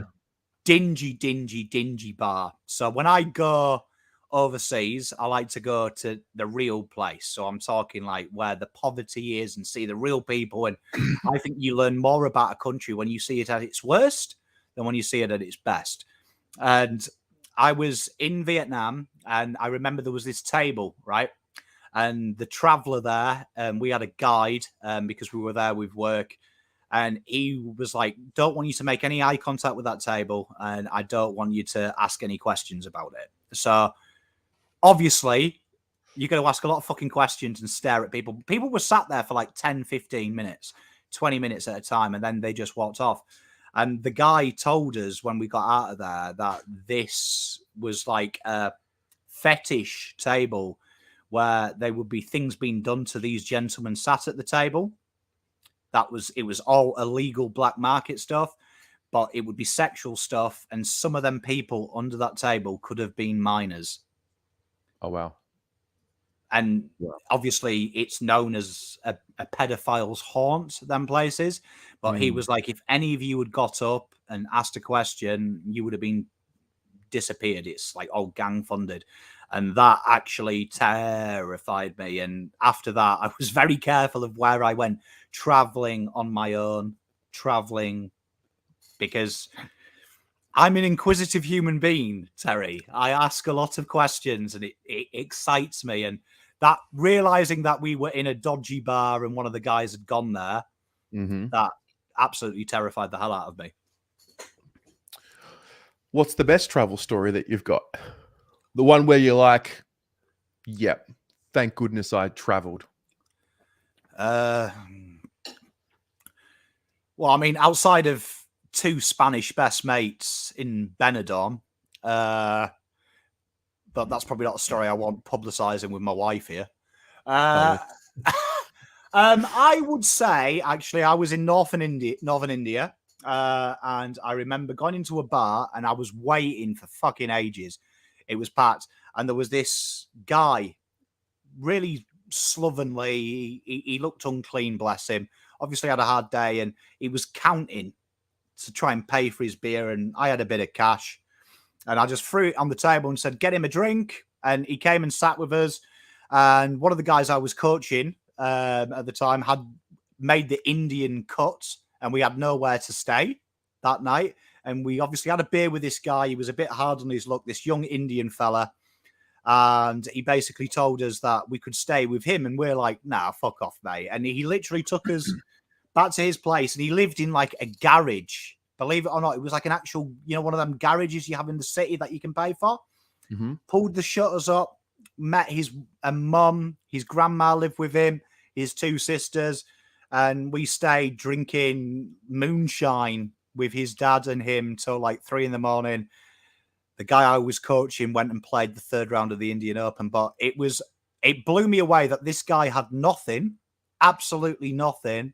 And I was thinking, if I was in England and I said, "Oh, I've got nowhere to stay tonight," everyone would be like, "Oh, see you, mate." The fact he did that, it showed me the difference in compassion of people. And it reminded me that good humans exist regardless of social economic background. Yeah. I got lucky. This is one of the best stories in terms of like, oh, wow. It was when I first left Australia, I went to China, and then I was in Shanghai for the port game. I had just got there. I knew nobody. I looked up Aussie bar. Shout out to the Camel Sports Bar in Shanghai. And we were playing Sydney. And if you remember 2017, we were 0-5 or 0-6. And so was Sydney. We had both not won a game. And we beat the Swans that day. I went there. I sat on my own. And I met a guy named Shannon. I won't say his surname because whatever, privacy. And he was a Carlton supporter.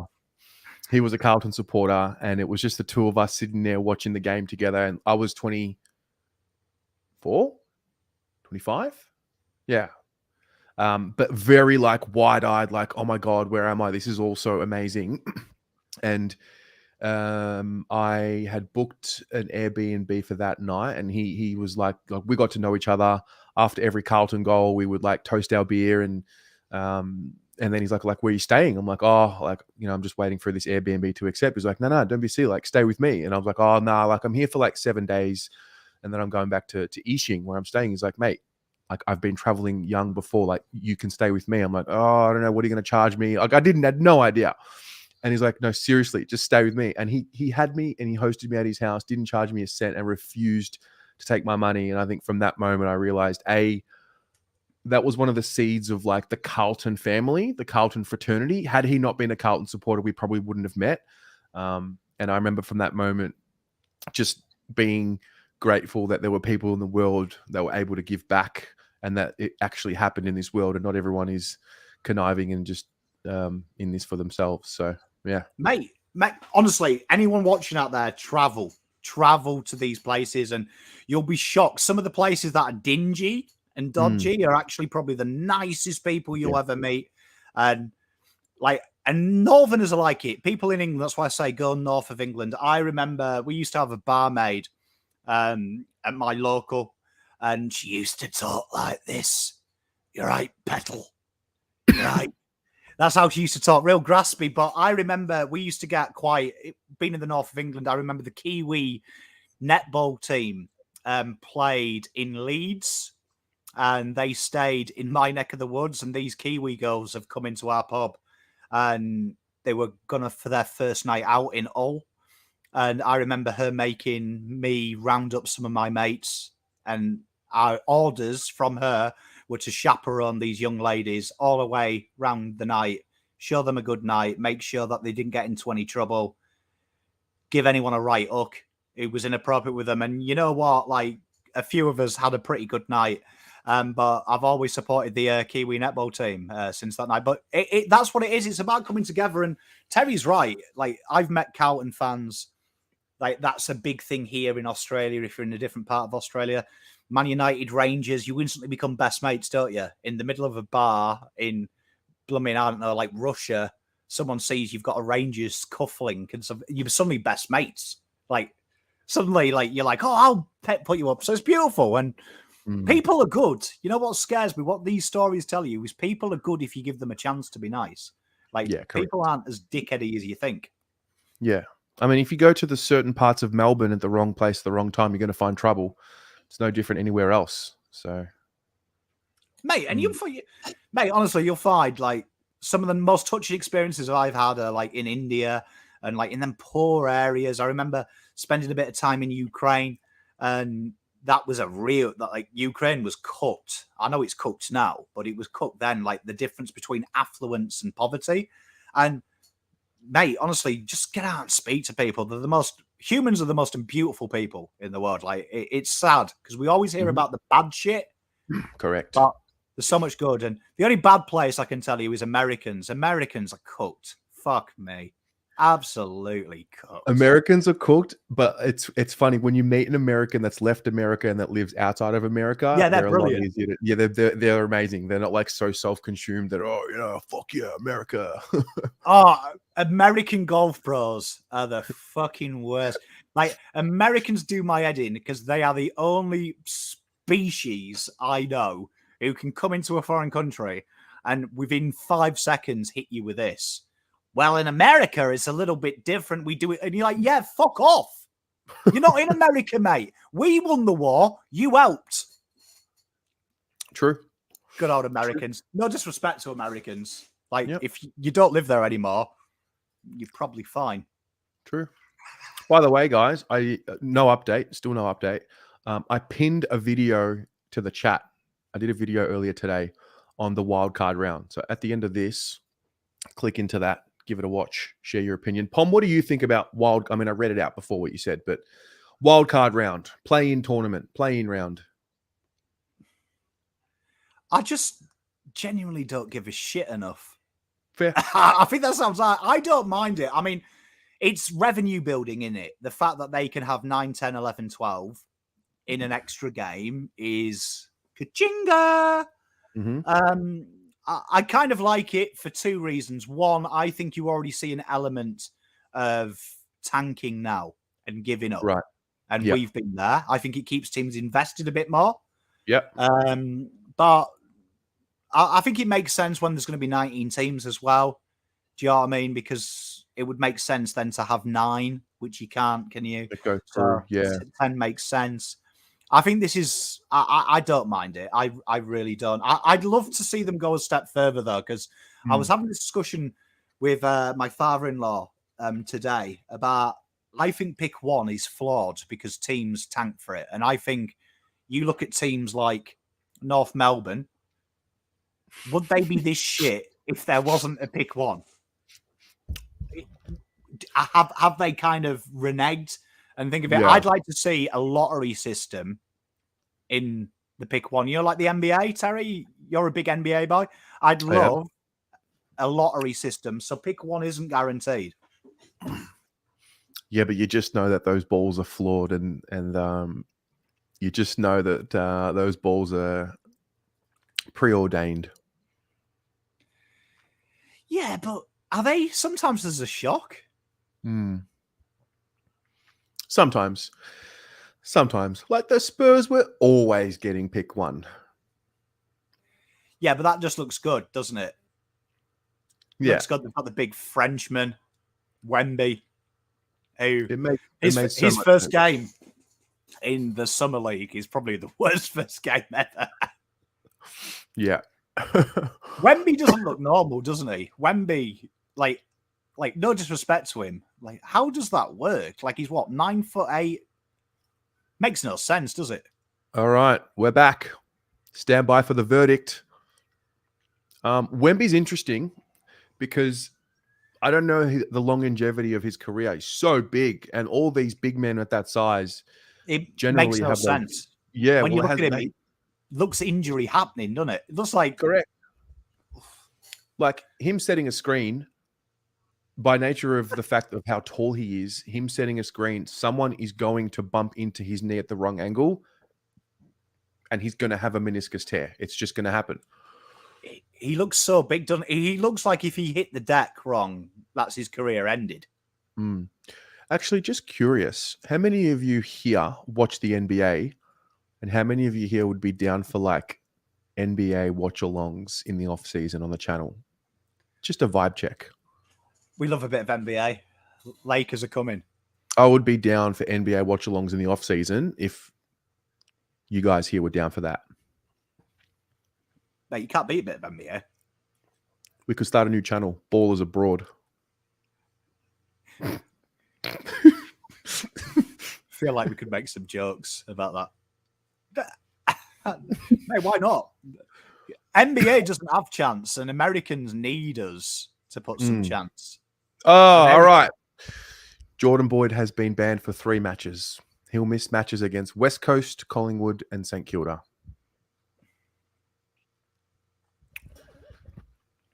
Fuck me. No, I am surprised. I think it's excessive. What did Kisar Pickett get for coming off his man and doing a flying Shadookan to the chin? Wasn't that like 2? Sure, Keziah Pickett got 2. Have to appeal that. That's an appeal. You'll be back tomorrow, Terry. Are we back tomorrow with an appeal? Because I have to appeal that. I'm down. 3 weeks is way too much. It's grossly. It's unreasonable. It's completely unreasonable.